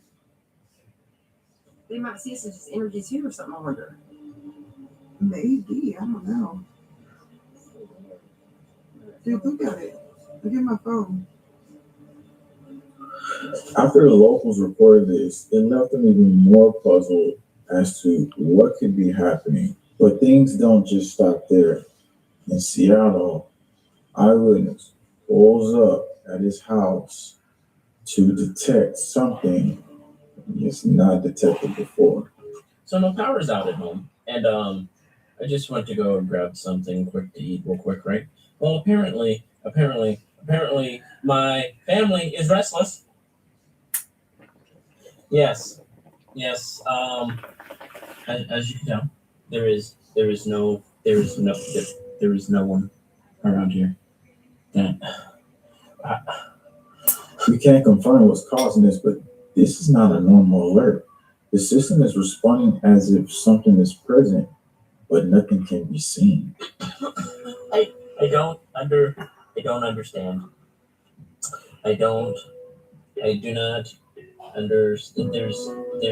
There's no cars. I mean, I get it. Maybe they think my garage door is a car. But that is That is, they're multiplying. I feel like I'm bringing them home with me. What's unusual Wow, that's weird. about this is the timing. The outage was happening at that facility earlier in the video. Now the system acting like that. And then we go to an eyewitness in Minnesota. Not that it's connected, but he's in his vehicle and he's on the radio station. And then something happens.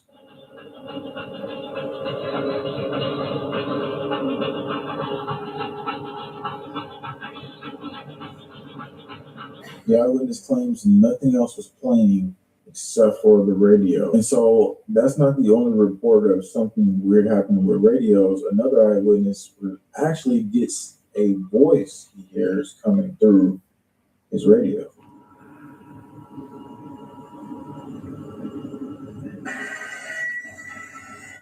Okay, I'm going to remove the noise so we can isolate the voice. Let's try to see what he's saying.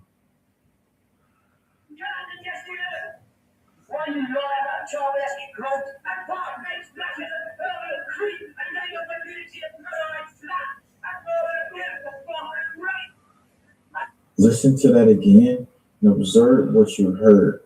Let me know your perspective on what you thought you heard. So after all the events, an eyewitness look up, and what he saw next to the power lines was this.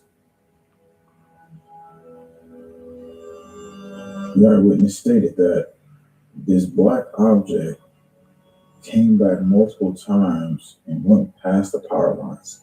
Is there anything connected to this? There is no verification to that, but it is highly unusual. After hearing that strange broadcast, I think it's time. Yeah, Diane, I hear from Lynn every day. We send each other things on Messenger. She's at home and she's a lot better, but at least she's home. I'll let her know you asked for her, Di. Di, that's not. Tony hasn't got any new stuff for 3 days. As a community, that we become a little more connected. And that means that we have to have more communication when things get more unusual. I'm currently now working on getting a call sign so that you can still have contact with me even outside the internet. Look right here on the screen. You can do the exact same thing. You can do this online or you can do it in person. Ham radio classes you can take to get your license, giving you the ability to broadcast, helping your family or community before things get too unusual. Because the real value is the connection we have right now, the ability to be able to talk to each other, the ability to be able to hear one another's voice. And if we can't do that, then we can't operate as usual when things get unusual. So I've included a link in the description and at the top of the comment section that right after this video is over with, go click that. No, I almost forgot. Use coupon code JWTV. All right, so everything here is for public discussion, public documentation. Something else I want to show you. It's not verified, I can't prove it, but a couple of days ago, somebody says, "Are you power cut ready?" Earlier today, my partner saw a billboard asking, "Are you power cut ready?" And it came across a paid influencer ad on TikTok advertising. It says, "And on how to prepare for power cuts. Is anyone prepping? Is this what we're supposed to be doing now?" That's the question here that people have. Also, there's other situations happening at the same time. People are claiming that there are mysterious noises as well during these power outages. So through this community here, we're trying to figure out what is going on, what you're observing in your area, in your location as we speak right now, because we want to know, what have you been seeing, and is there unusual occurrences during these power outages happening in your region that you can tell us right here in the live chat? This will be very important because as a community together, we can observe this. Thank you to all the new people coming in. All your voices are being heard here, and we're looking at things and observing. Diane, that's why I didn't see him. That's not his channel. Or something. What's he got there? Sail Daddy 1. He must be using that. I've never heard Sail Daddy 1. But there he is. Hang on. This looked more interesting anyway.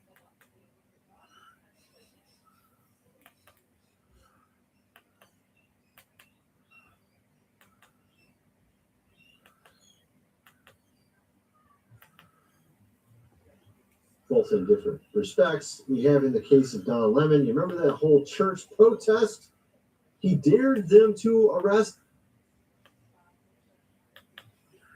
Oh, this is pretty glorious, my friends. We got Don Lemon apparently stepping in it big time. We have also Gavin Newsom as well, both in different respects. We have in the case of Don Lemon, you remember that whole church protest?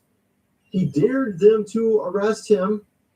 Well, we're going to get into what happened as a result of that. We have also Gavin Newsom offshore in an entirely different country, going after our president in a very disrespectful manner. We'll get into that. We have other people being, of course, arrested. Some crazy stuff going on. We even have Stephen A. Smith totally cooking Gavin Newsom. And we got also some other really big surprises. Our president leaving something. We got Mr. Beast doing something pretty curious. And actually a ton of other stuff as well to get into. Some big, interesting clips from that forum. Let's just get going here. Let's start with Don Lemon.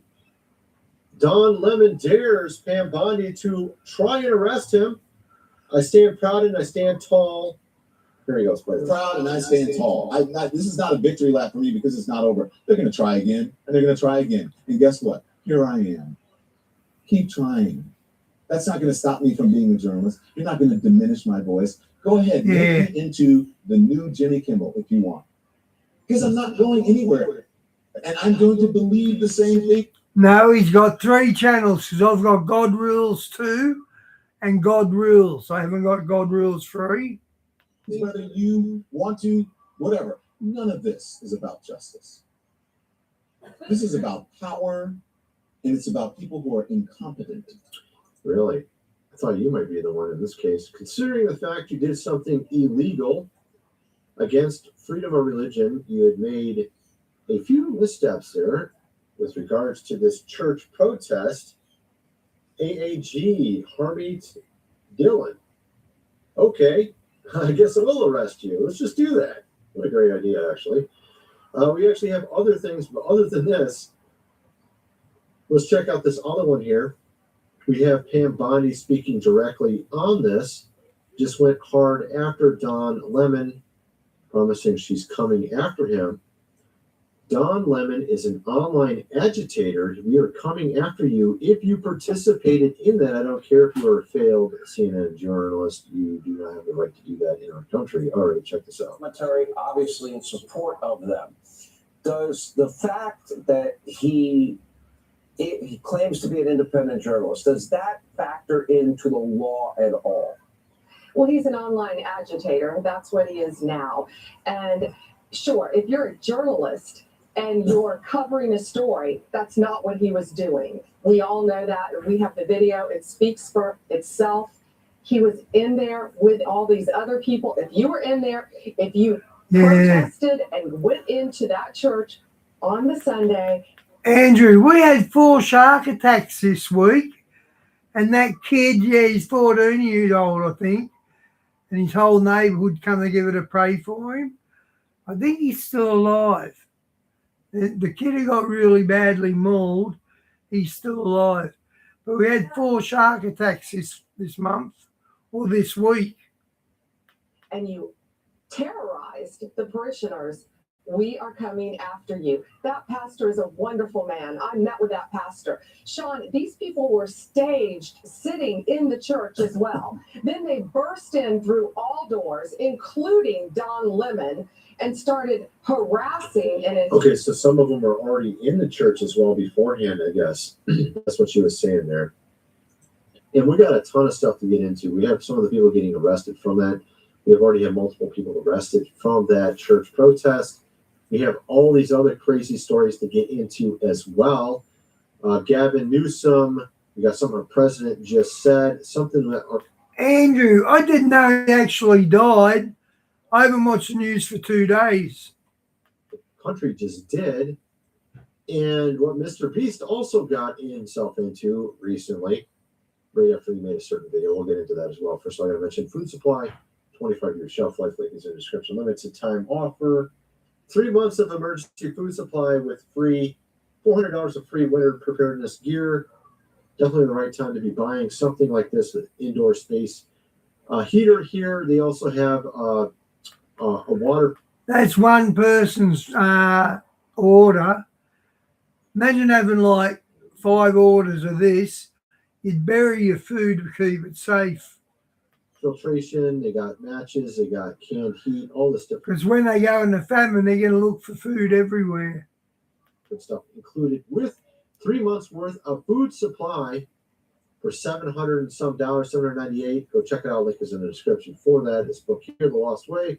Way is how your great-great-grandfather lived without electricity. Got to build a cellar, do things around the house as you would need to know how to do if you did not have electricity for an extended period of time. Lots of rave reviews. Go check it out. $37, get the printed version. And check out all my other social media link below. I am on X. I'm doing things over there. I have my own websites, 2 websites actually. GR Videos is one of them. All the videos you don't see over here anymore are all over there. I've made thousands of videos. I've had videos from 10 years ago predicting what we're seeing today. Go check it out. Link is in the description. It's actually free for the first month. And it's only it's less than a cup of coffee for every month after that. And you can cancel after the first month if you want to. Link is in the description for that. All right, let's get back to this video. Here we have third arrest. William Kelly, the anti-ICE guy who essentially went into the church and was making the video saying that they weren't real Christians, saying that they were scum, things like that. This guy finally got arrested after calling these people fake Christians, just saying all the things he said to them. He said a lot of not nice things to them, obviously. As you can see here he is being arrested. And yeah, I like to see his wonderful hat there as well. Indeed. And actually, we did have something crazy happen today, by the way. What? Not exactly what I call good news. We had someone die. Another person died. And it's unclear what exactly happened, actually. It's very unclear. There was about 5 or 6 ICE agents and 2 or 3 protesters that were involved in this little scuffle here. Essentially, one of the protesters was sitting right in front of the vehicle, and they tried to move her out of the way, and then another person started fighting with them, so it was a bunch of them fighting. And then apparently one of these ICE pulled out his sidearm and just let it go. And we don't know why.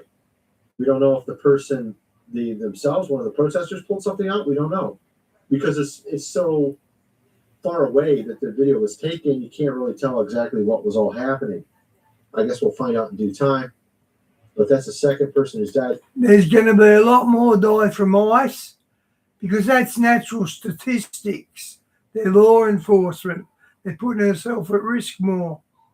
The first one, obviously, we know what happened with regards to that. She ran into an ICE officer, and he had already had it drawn. And so that one was, I would say, technically not bad. I mean, on the side of ICE. But in this case, I'm not sure. We don't know if ICE screwed up here, or one of the ICE agents screwed up here. We don't know. But honestly, it looks very similar to something like this here, except for someone pulling out their sidearm. This is seems to be very common how a lot of these protests go, particularly when they're trying to arrest someone. ICE is going to arrest someone. They start sitting in front of their vehicles. They start whistling, like you see here. Very much the same kind of thing.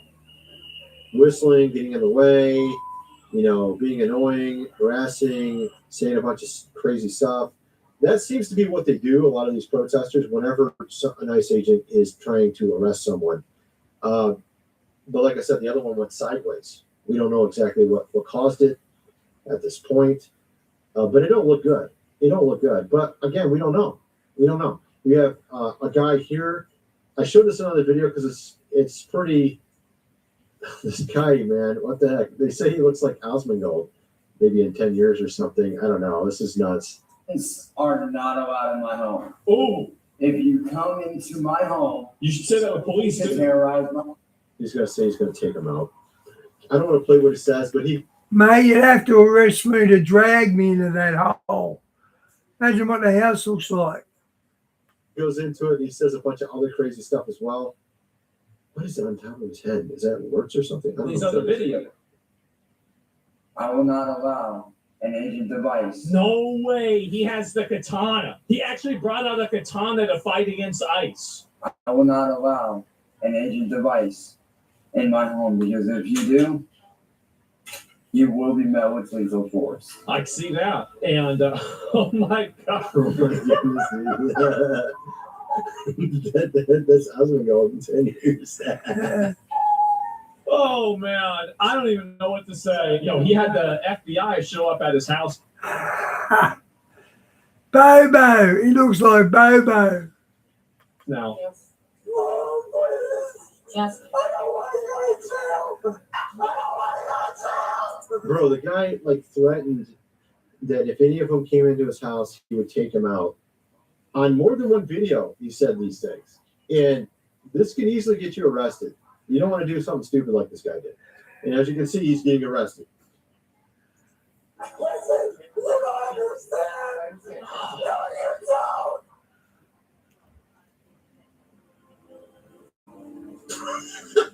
Dude, that's so awesome, dude. Did you see that? That's been going 10 years. Oh, it's so good. and the thing is, I can't even say anything about it. There's the left, complete with missing teeth. I can't. Like, bro, like, he makes fun of himself. This guy got like one arm and 3 legs, and he didn't give a fuck. Turn on the shock collar. Dude, what the heck, bro?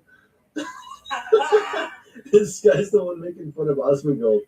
It looks like Osmongold after he went through World War III or something, man. Maybe he got radiation or something. I don't know, man. I guess that could be him in 10 years. I don't know. We'll lose a little bit of hair. Yes, and good stuff there. We got a ton more to get into, okay? We got this as well. What is this one? Oh, yeah, here we go. Another lady saying they're going to go right after Don Lemon. Check this out. All right. So, are we going to do it? Well, we are going to do it because that's what is required for justice to do. Right And on. from Sunday, when I first saw the video that Don Lemon himself put out about his conduct yeah. that day, it was clear to me that we had the predicates for pursuing FACE Act and conspiracy. We did our homework, sent prosecutors there to the ground, took affidavits, took evidence. They buttressed the case that we could witness from Lemon's own testimony and statements and admissions against interest in his own videos.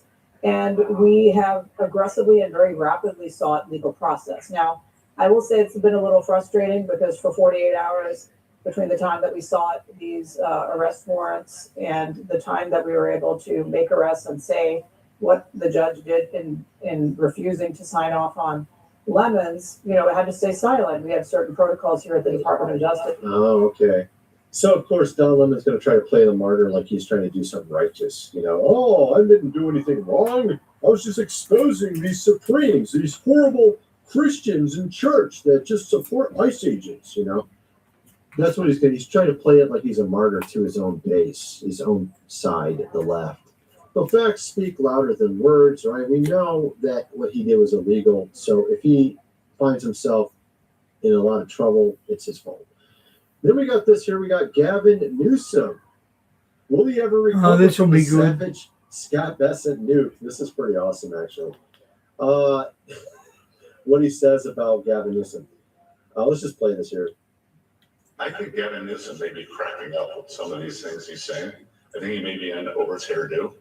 And being on the national stage is very different than being governor of California with no signature achievements. But to say strange things like President Trump is a Tyrannosaurus Rex. What the hell does that mean? I could say Gavin Newsom is a brontosaurus with a brain the size of a walnut. And if you brought the knee pads, maybe that was for his meeting with Alex Soros. Oh, dude, yes. So, of course, what happened was Gavin Newsom brought knee pads, saying that all these leaders are, doing something to our president, if you understand what I'm saying. I don't want to, I think you know what I'm talking about.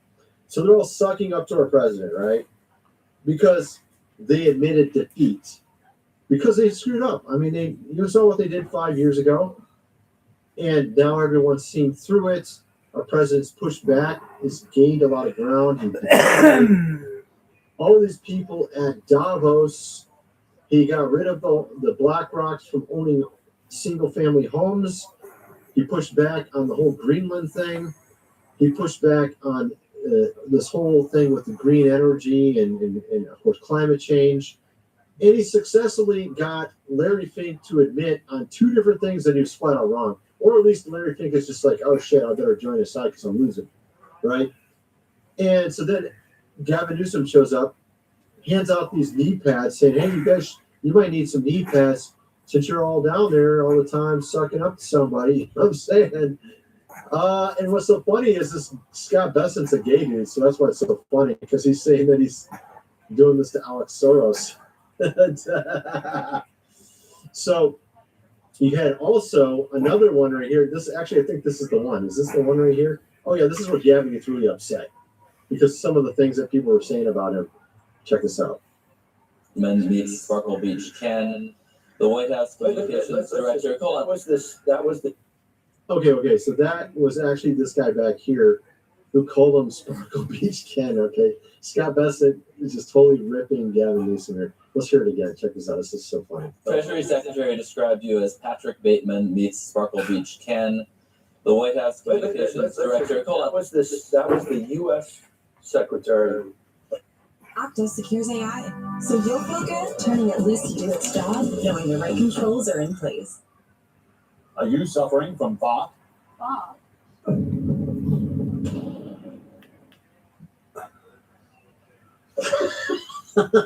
So you remember Jason Bateman's recently been in a number of commercials about how he's not a real Batman, right? He's kind of like a loser. I have a couple more, and then you can respond. The White House communications director called you Gavin Newsom, and an official White House account, the federal government account, described you with I'd say very online sexual slur that people probably don't want to hear at 8:30 in the morning. And you're, in some sense, look at his face, dude. He's so pissed. He has no response. Responding in kind. It's like we pads around. Do you think Treasury Secretary he's getting pissed? He has to think up something to say back. He's got to go to his team. And, what kind of jokes can we say back to get even with those people, man?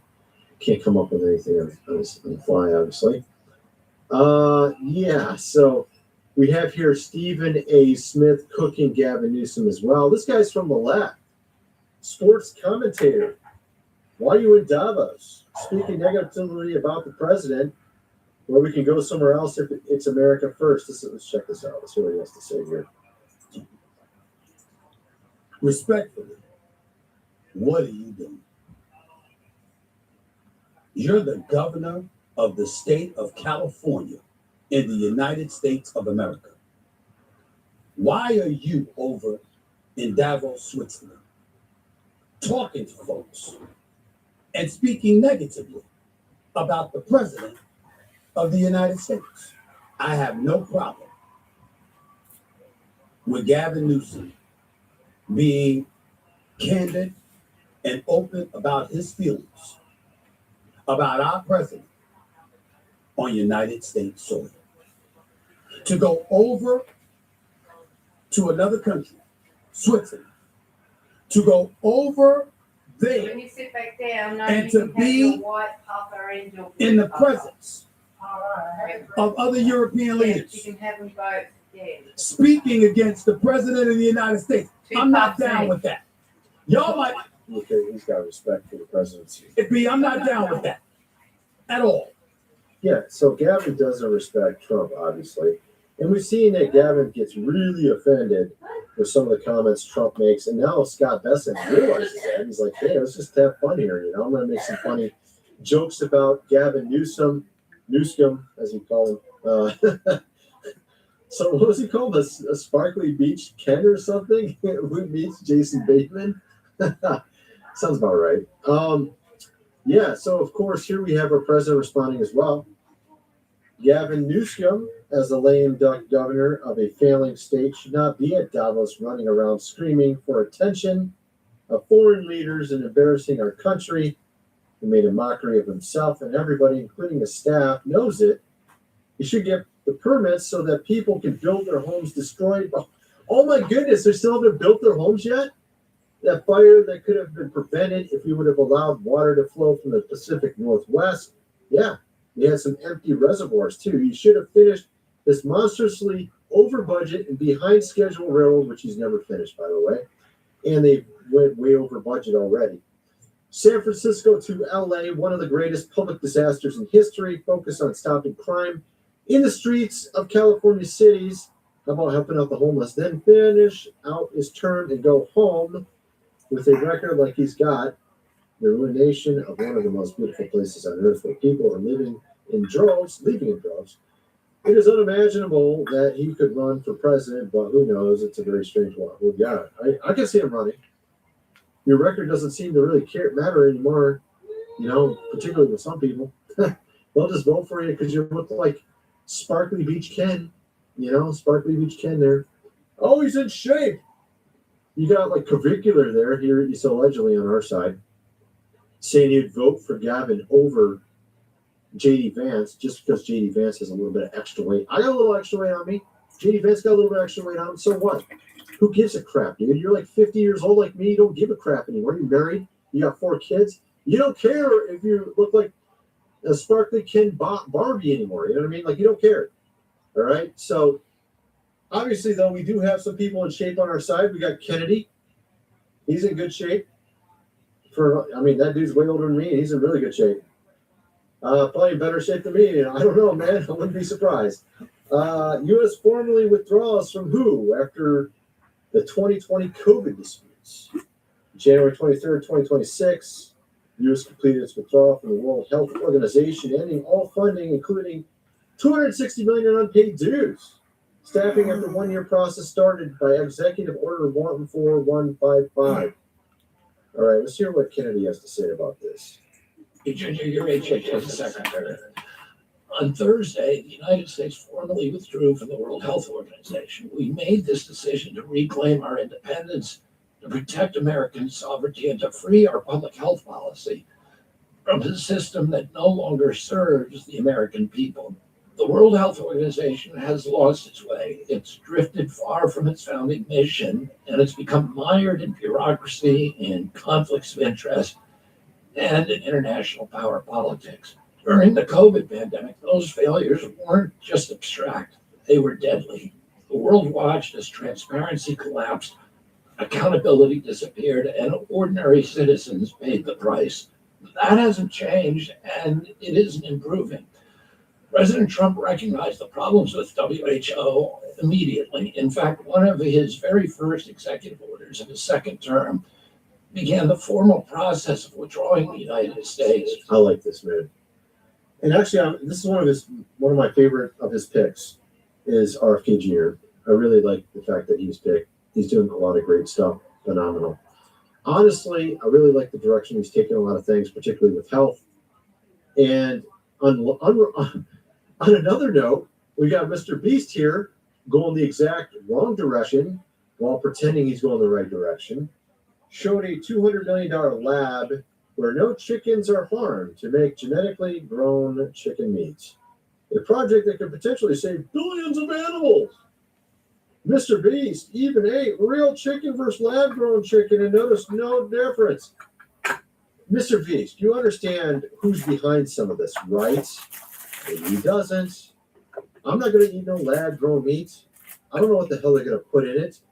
I would rather eat a normal chicken any day of the week. To outside foods that has literally produced hundreds of thousands of pounds of chicken meat without killing a single chicken, which is incredible because over 220 million chickens. It's just so funny, dude. Like, the irony of the moral dilemma here, you know what I mean? Like, they're taking cells from some chicken that already died and they're growing it in a lab, right? You don't think this has got some weird ethical thing to it? Of course, after this, they'll bring it to something else. Oh, why don't we grow, human, of course, in the lab next? I mean, this is what I'm talking about. Are killed every single day in order to sustain demands for their meat. And Outside Foods has spent over $200 million in research and development in order to create this Yeah, it's a big advertisement for their company, Mr. Beast. I'm wondering how much you got paid for that, or if you got paid anything for that. Well, we don't know. I don't know. But I definitely am not going to eat that. That's for sure. You have Canada, Mark Carney, the Prime Minister, said something rather interesting here. Let's play this clip real quick. For the victim. This fiction was useful. We knew the story of the international rules-based order was partially false. That the strongest would exempt themselves when convenient. That trade rules were enforced asymmetrically. And we knew that international law applied with varying rigor depending on the identity of the accused or the victim. This fiction was useful. And America. So he's talking about the rule-based order, right? And this was something that the United States would use to justify everything they were doing in the world. Of course, before our president. Notice now, Carney, who was all on board with the rule-based order, or at least the prior administration in Canada was all on board with it, prior to Trump. But now they're going against Trump as if he was part of the rule-based order when he wasn't. Hello, buddy. And because he's not following the rule-based order, but they're now trying to label him as the one behind all of it. Was Iraq a result of our president? No. All the stuff that happened prior to our president is being basically dumped on him as if he did it. In reality, what's going on is our president is not taking orders anymore from those that want rule-based order. So now they're just trying to dump it all on him as if he was part of it. And here we have an interesting video saying that actually it's the city of London behind the rule-based order that had basically caused America to hate itself. Kind of like what Europe does. And this goes back to what I talked about before, that there are three powers in the world. You have America, which is now separate from this third power now. So you got America and its power. You have Russia and their power. And you can put Russia and China together if you want to. They act and behave like normal. Andrew, we like this guy, Tony. He's pretty, he doesn't really find anything new, but he covers what's been released. Countries where they're trying to protect their own interests. Then you got the so-called West, Europe, which doesn't act in its own best interests, but acts very strangely. Doesn't protect, of course, it opens up its borders, just seems to be destroying itself from within. This is the third power. The third power is a parasite that destroys you from within. What? And this rule-based order was that parasite in America. And this guy says it's actually out of London this was coming from. Currency outside of the control of the American government, almost completely under control of the City of London and their 14 offshore centers in the Caribbean. Illegal immigrants and illegal drugs from the south. Northern border, Canada, the same thing, plus money laundering through Canadian banks. So this rule-based order, this essential parasite third power, was the one siphoning all our money through tax dollars, fraud, was sending drugs into our country, was weakening our border, was bringing in, of course, wide open the door for people to come in illegally. This is what the parasite does. Now America is its own entity again, protecting its own interests, just like Russia's trying to do with Ukraine. We did that with Venezuela, now we're trying to do it with Greenland. Europe, on the other hand, is doing the exact opposite. Okay, guys, I'm out. See you tomorrow. God bless.